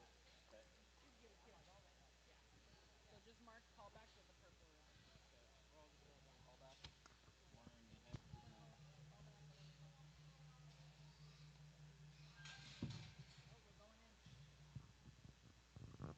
All right, now, here we go with the Gilt class. Class 1, entering the ring, we have Cade Wolf, Trevor Garrison, Taylor Rogers, Hadley Watt, Georgia Dawson, Felix Villa, Aubrey Tobin, and Chance Lee. Class 2, please move to the holding pens. Class 2 to the holding pens. Class 3 to the waiting area. Class 3 to the waiting area.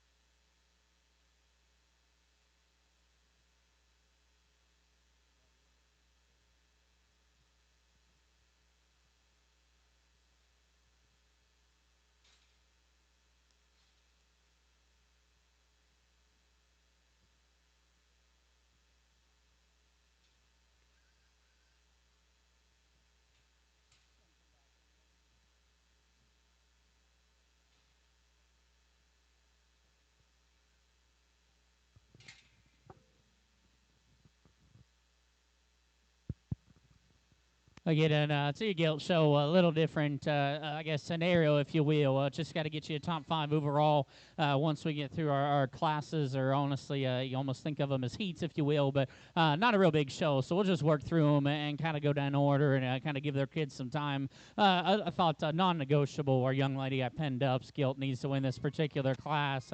Stout mug, shapely back, big in her upper hip and her pin, still handles herself well. I thought that was a logical place to start this particular class.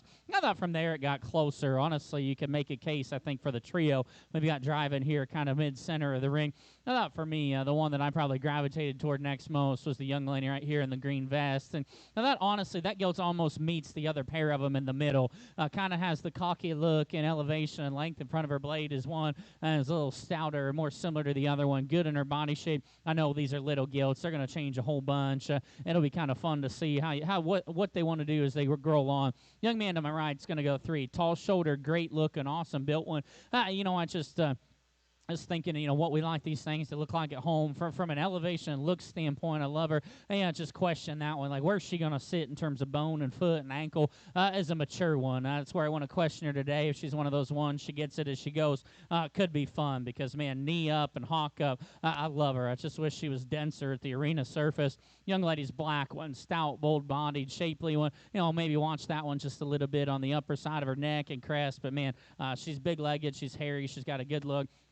Told our youngest young lady she's doing an awesome job. Neat looking, hard, shapely back to it. Needs to just flesh and blend. You can kind of drop out our trio, our young lady and our other pair of young men. Young lady there, I tucked away kind of there in 6. I thought that one, if she's square enough from her hawk to ground, as she matures, roller slow. I like a lot of things about her. Ham loin forward. It's always interesting judging younger Gilts. Young man that comes out's got a stout, powerful one.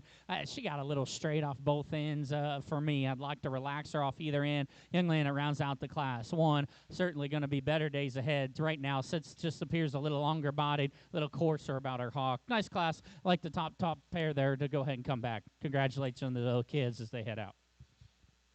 All right. Coming out of Class 1, coming back to the final drive for your Gilt show, we have Aubrey Tobin and Georgia Dawson. Why don't you put it in the office, honey? Sorry.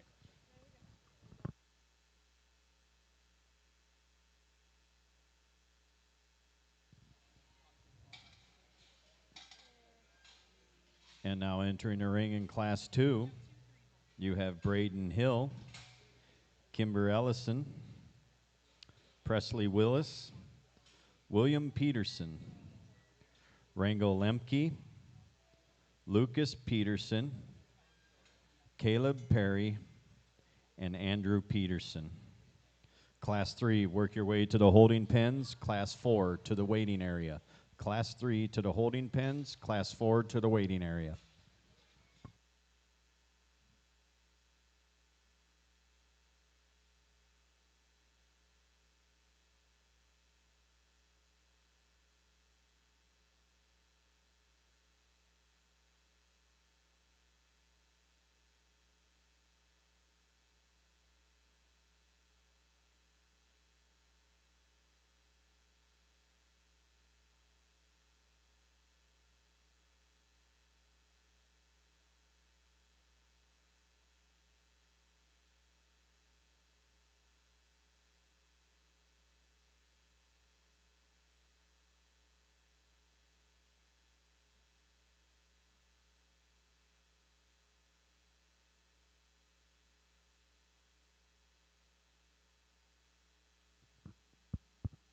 Just 7 of them in this particular class.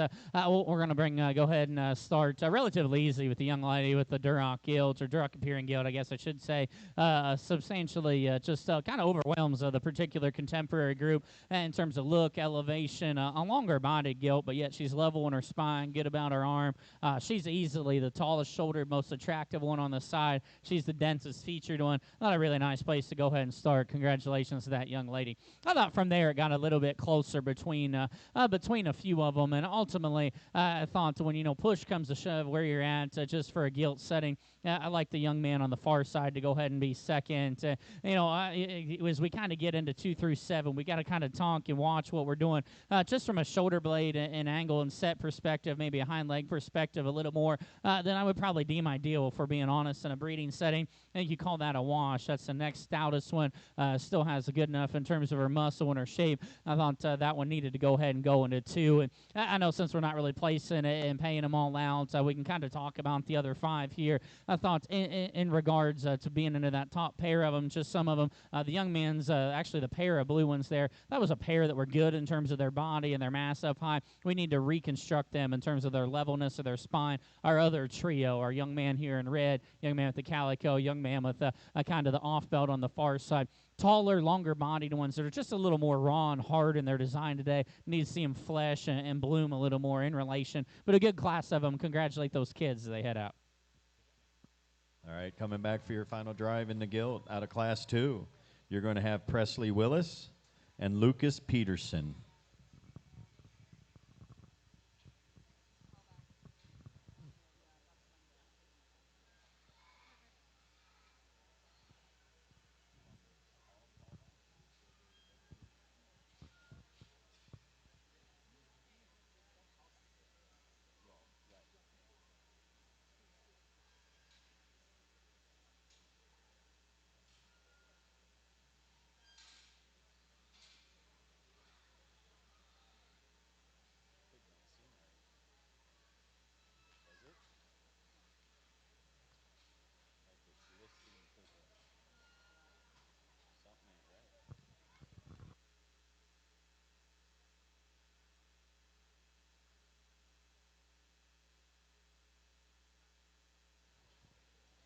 Now entering the ring for Class 3, we have Zachary Peterson, Teslin Lemke, Livia Linus, Lauren Loomis, Kinley, Noelmeyer, Leaf Dinger, Kyra Ellison, and Tyler Heinenkamp. I'm sorry, I've been saying that all day. Kira Ellison.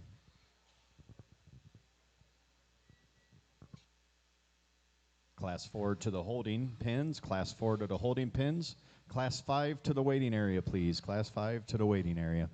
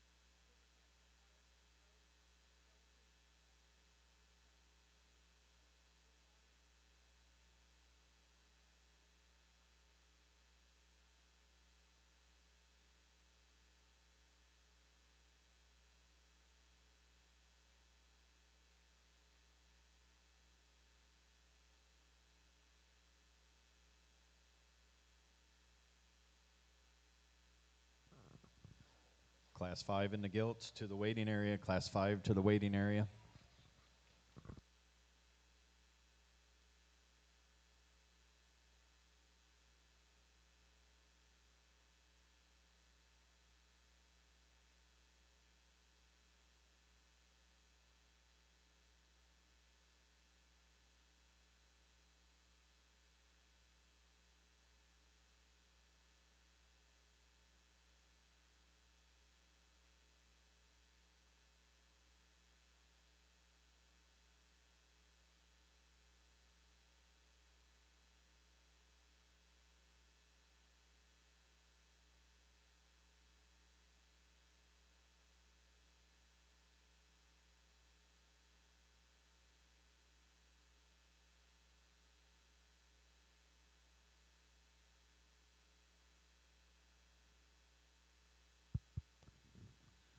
A nice group of them. Actually, I'm gonna talk three of them, kind of first, second, and third, and then I guess we'll see what we're bring for the rest of the classes. But I'd say all our top three here could probably come back for your final and just see where we stack up once we get our class winners and seconds in. But I thought a trio of them that stand out relatively quickly. And my favorite one is young lady there in the black 246, kind of working back to the middle of the ring, and I absolutely love that one's head from the moment she comes in. That looks like just a brood sow type of skull. She's bold in her chest. She's square in her knee, square and shapely on the upper side of her skeleton. And yet, I thought had a decided advantage over the other pair of them in terms of just hip length, squareness, a hip hock to ground, love her head. You know, you could say, hey, she could probably open a little one, just her rib cage and her body composition. And I'd agree with you there. But, man, I thought that was a really, really nice place to start. My compliments to that young lady.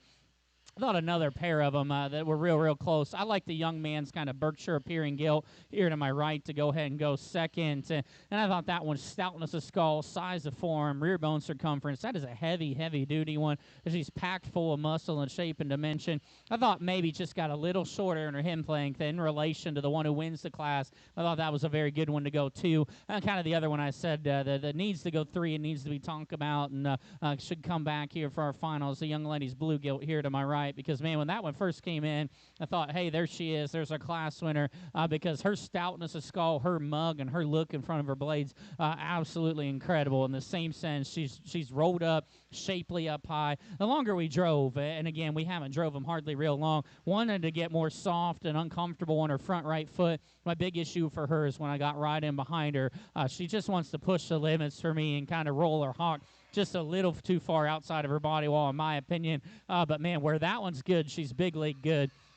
My compliments. I thought a really nice top trio. And just real quick on the rest of them, I thought a nice group of them. Young Ladies Burke on the far side. Great looking, comfortable in her build, just in relation. Gets out horse and out mass. Real shapely, hard backed one. This one fits a market setting better, in my opinion. She's a little too straight in her shoulder. Needs to kind of flesh and drop her flank and her body. Young lady's got a really good body to in there that just needs more muscle up high. We've got our young man on the far side. Young lady here closest to me. I thought those ones were a very similar in their type and their kind. And to me, to fit at a breeding setting, just need to have more look up front, need to have just a little more mass and dimension to them. But a good class of them. Congratulate all of those kids as they head out on a job well done.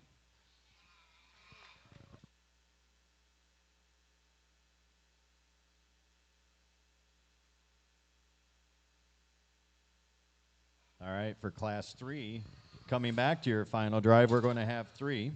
So we've got Livia Linus, Kira Ellison, and Tyler Hinnenkamp.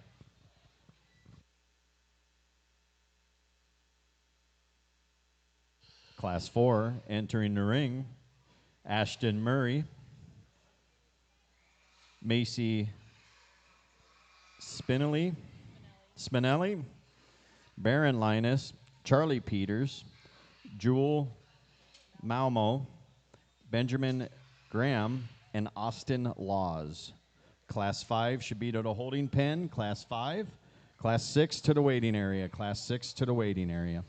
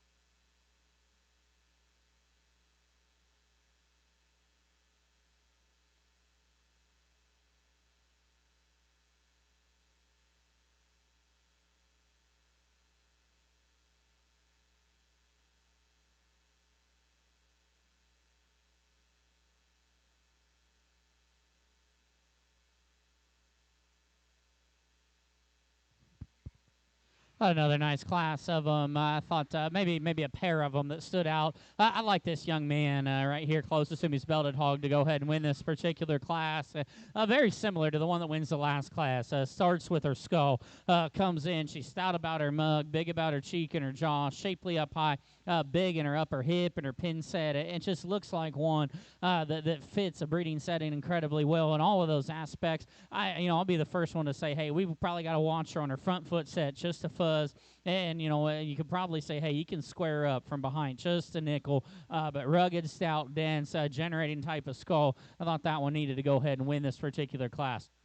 I thought from there it was fairly close, but still really confident in saying our young lady here with the off-belt of Gilt needs to go ahead and be second and come back as well. Tall-shouldered, great looking. Can't make one better on a side profile in terms of just elevation look, relaxed in terms of her shoulder blade, comfortable in her skeleton, good about her body. If we could crack her open at the arena surface and make her come at us with more chest, tuck in behind her, and just give her more in her lower ham and inner stifle, I think you can say, hey, that one maybe even could win the class. But I thought a top pair of them that surfaced relatively quickly, in my opinion. Talk about a few of the other ones. I thought the young lady on the far side was close because that one is stout mugged. That one's shapely, kind of like the class winner was. I didn't think that one was as nimble and athletic out of her hip and her hind leg. She got a little straighter and a little more uncomfortable out of her shoulder blade the longer that we were out here. I really thought the other four of them we've got driving with our three young men and our young lady, were very similar. I think good, practical type of females that have some body shape and cavity. I didn't read maybe any of them as just as relaxed off of either end of their skeleton. I didn't read them as maybe just as dense in terms of their feature. We kind of talked about the blue one there on the far side earlier in the day. That one's probably the exception to that rule. That one is big about just her arm and her bone and her ankle and her foot and her skull. I thought still ham loin junction, straightness of shoulder scare me a little bit in relation, but that's another one. Like the first one I talked, there's pieces there you could latch on to. Another good class of them. Congratulate those kids they had out. All right, coming back for your final drive out of Class 4, we're going to have Baron Linus and Charlie Peters.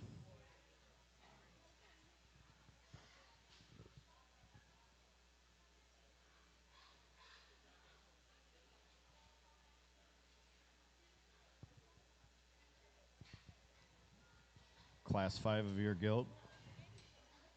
Entering the ring is Shelby Roberts. We have Carly Bricky, Natalie Arms, Livia Linus, Lily Clements, Colton Wagner, Casey Seipert, and Brindle Sellers. Class 6 to the holding pens, Class 6 to the holding pens, Class 7 to the waiting area, Class 7 to the waiting area.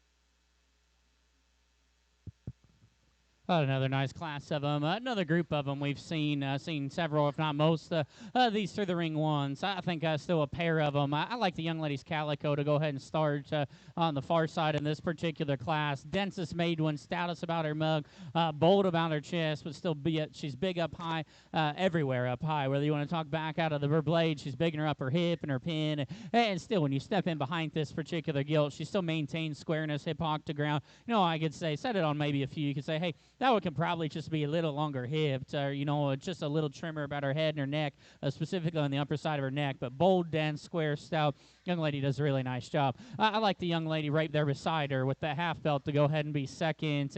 And one, I think, just fits for where she's at size-wise. She's got a breeding type of head on her. She's tall about her shoulder, awesome about her mid-body, her depth of flank. She looks almost like a brood sow. It's just from her blade to her ham loin in that regard. You know, she's this is one of those ones. She's a little softer about her muscle pattern, where it can almost maybe ding you in a market setting. That's almost can almost work sometimes to your advantage on a breeding gilt side, because I think it just fits blend. She's really good in her skeleton, awesome in her length of step. Needs to be stouter at the arena surface in terms of feature. You need to open her a little bit in terms of just base width if you're going to run with that class winner. But I thought a really nice top pair of them, a fairly logical top pair in my opinion.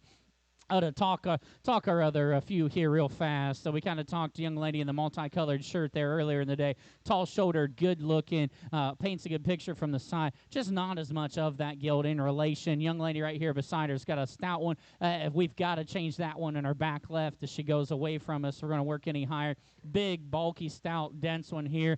Same comments. I've got to fix her from hawk to ground if we're going to work her up higher. Young lady with the gilt on the far side. Good practical one. Fit the market show better in my opinion in terms of just hard back shape. Gets a little flatter and drier. Young lady with the Yorkshire appearing gilt. Awesome bodied one. Another one I need to maybe just stouten in terms of feature. Good class of them. Congratulate those kids as they head out. Okay, coming back for the final drive out of Class 5, you got you got Livia Linus and then Shelby Roberts.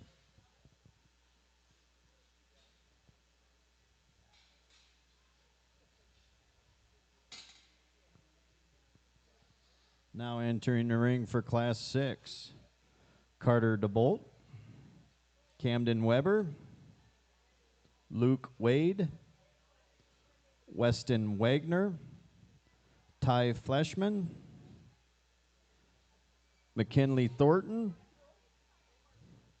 Audrey Ray, and Carter Ray. Class 7 to the holding pens, Class 7 to the holding pens. All callbacks for Gilt show to the waiting area. All callbacks for Gilt show to the waiting area.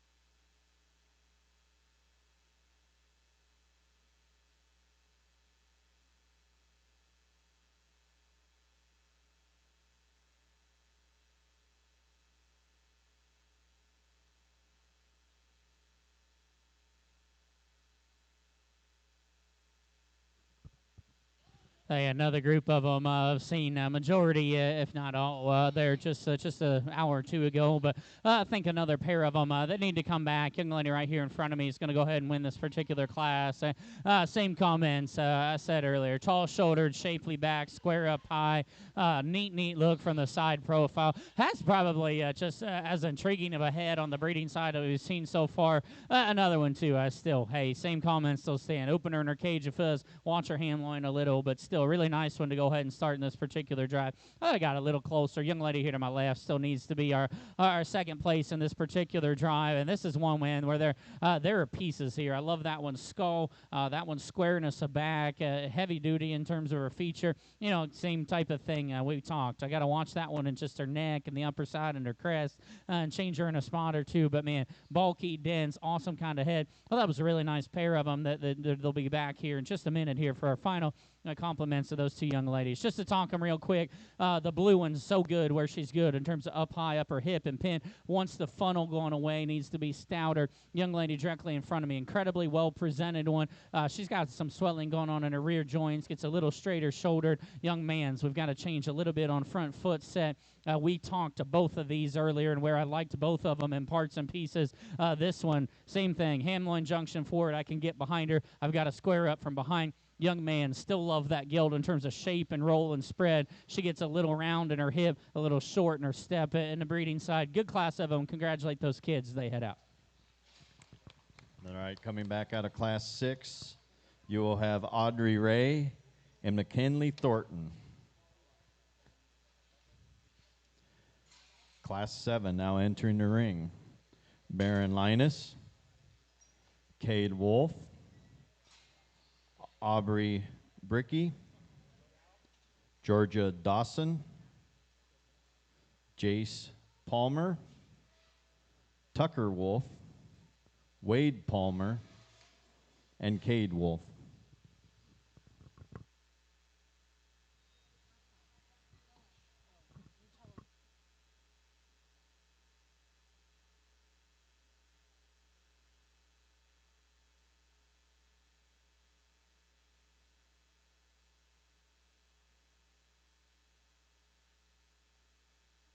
All callbacks should be making their way to the holding pens. All callbacks to the holding pens.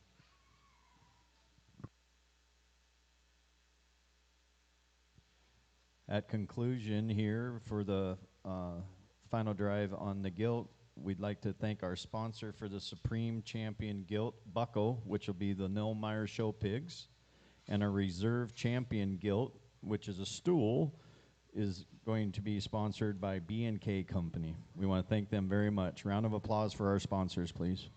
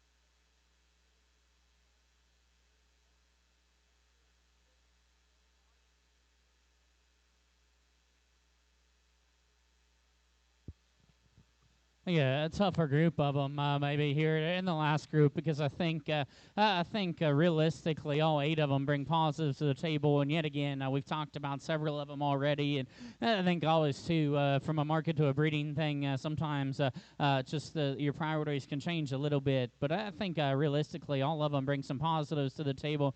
I guess for me the one I keep coming back to in this particular drive, I just got to say, hey man, I just want to truthfully I keep wanting a single trait selector and say I just wish she'd hold her top line a little tighter because that is a pet peeve of mine. But I think it's acceptable enough. She's a denser featured one that needs to win. That young man in the kind of the light red shirt there in the center, 242. I'll go ahead and win this particular class. Wide coming, wide going, big in her upper hip and pin, shapely and fresh. She's got the biggest rear bone in class, and in the same sense, I wish she would hold her top line a little stronger there. But again, I thought Gilt that does a lot of things really well. Another one that looks like just a really good brood sound type of materials. This young man here closest to me is going to go ahead and be second. Tall shouldered, neat enough looking, awesome in terms of her mid body and her rib cage shape's very good.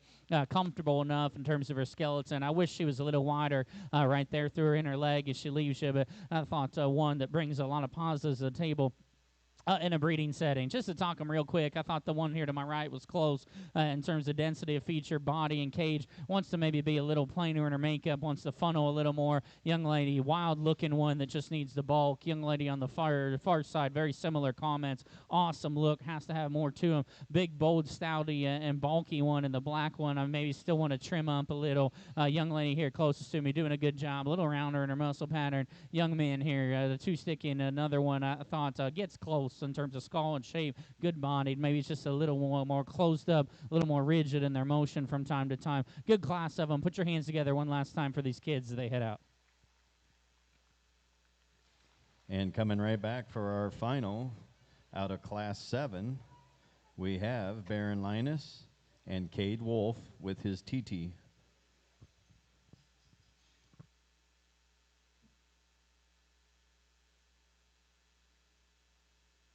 And here we go now into our final drive. Out of Class 1, we have Aubrey Tobin, Georgia Dawson. Class 2, we have Presley Willis and Lucas Peterson. Class 3, Livia Linus, Ty Hinnenkamp, Kira Ellison. Class 4 is Baron Linus and Charlie Peters. Class 5, Livia Linus and Shelby Roberts. Class 6 is Audrey Ray and McKinley Thornton. And Class 7 is Baron Linus and Cade Wolf. Let's give a round of applause for our finalists here, guys.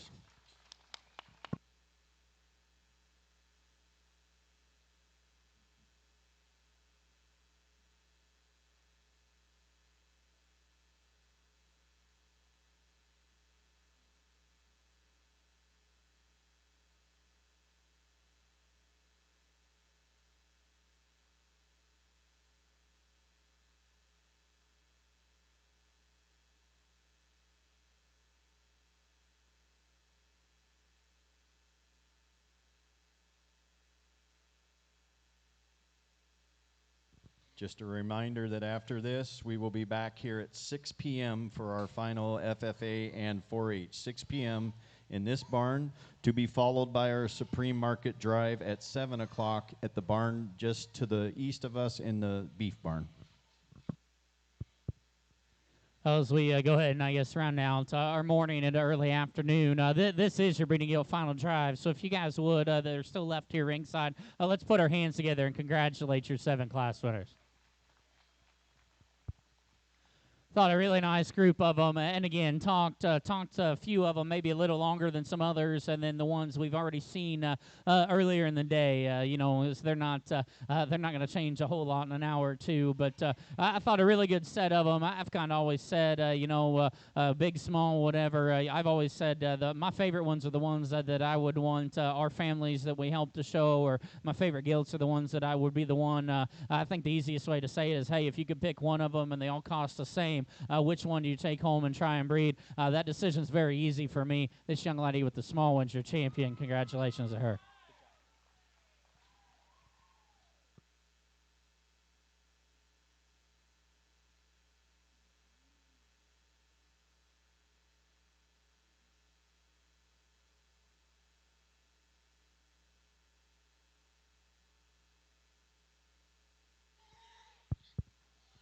Thought that was a very deserving one to go ahead and win, and I think it gets a little closer for reserve, but there's still another one I liked earlier on in the day, and I still like. It honestly intrigues me on the breeding side. Just elevation, skull shape, height of shoulder, those same comments where, man, is that same thing. Blend her ham loin a little more, change her in one other small spot. She's still too good not to be your reserve. That young lady headed right away from me right here will be your reserve. Congratulations to her.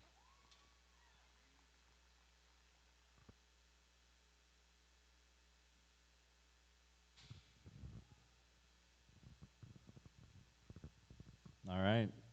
So your Supreme Grand Champion is Aubrey Tobin, and your reserve is Audrey Ray. Let's put a big hand of applause.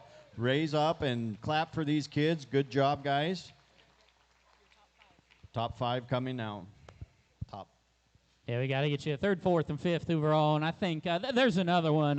I think when she pokes her head through the gate, she looks like a generating brood sow. She's awesome in terms of her chest floor. Massive when she comes right at you. Still really good up high. Dense enough in terms of her feature. And, this one's head just looks like ones that always churn and make one. This young lady right here in front of me will be third out. Congratulations to her. Third overall will be Livia Linus.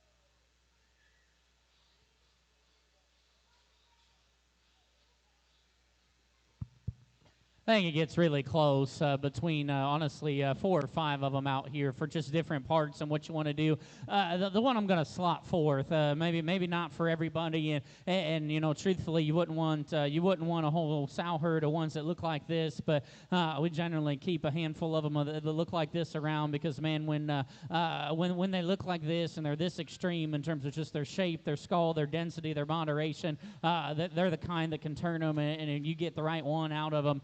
Man, they pay a lot of bills in a hurry. Again, maybe not for everybody, and I'm not telling you I'd want 100 of them that look like her, but a really unique one you'd certainly take a chance on, in my opinion. Young man with the Berkshire-colored one will be fourth. Congratulations to him. Fourth overall is Ty Hennenkamp.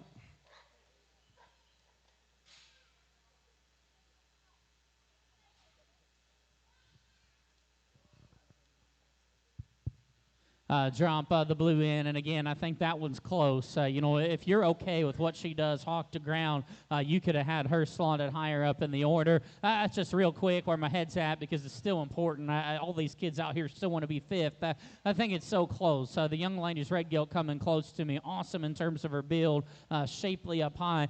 Obviously she's a younger red gilt, and that's fine. Maybe just not as fleshy or full as a few. A young man right here in dead center. Man, that thing's got kind of a chest of the one. You can keep showing them, but that one's got the chest of one like we kind of talked that went third out, stout about her mug, maybe wanting to be a little lazier in her top line. I kind of question what she wants to do on her front foot set just a little more. The longer we drive them out here, I think just tons of quality. We talked that young lady that was second in class that came in on the far side. Man, she's dense and burly, and there's a bunch there. Does that one, are you okay with where that one is in her shoulder? The young lady that was second to our champion out of the light class, man, that one's look and build and design's good. Where where do you sit or where do you read that one in terms of her front foot or ankle, just her forearm size as they start to mature and continue on. So that's kind of the ones I think are in contention, along with that young lady's Calico on the far side. Burly, dense one. Maybe just hasn't maintained our drive all that well in relation. But, I mean, I still thought that one's density of structure, we're going to allow that one to get close. So I thought it was very, very close. My fifth favorite young lady dead center straight away from me. She'll be your fifth out. Congratulations to her. And put your hands together and congratulate all your Gilt exhibitors. Fifth overall will be McKinley Thornton.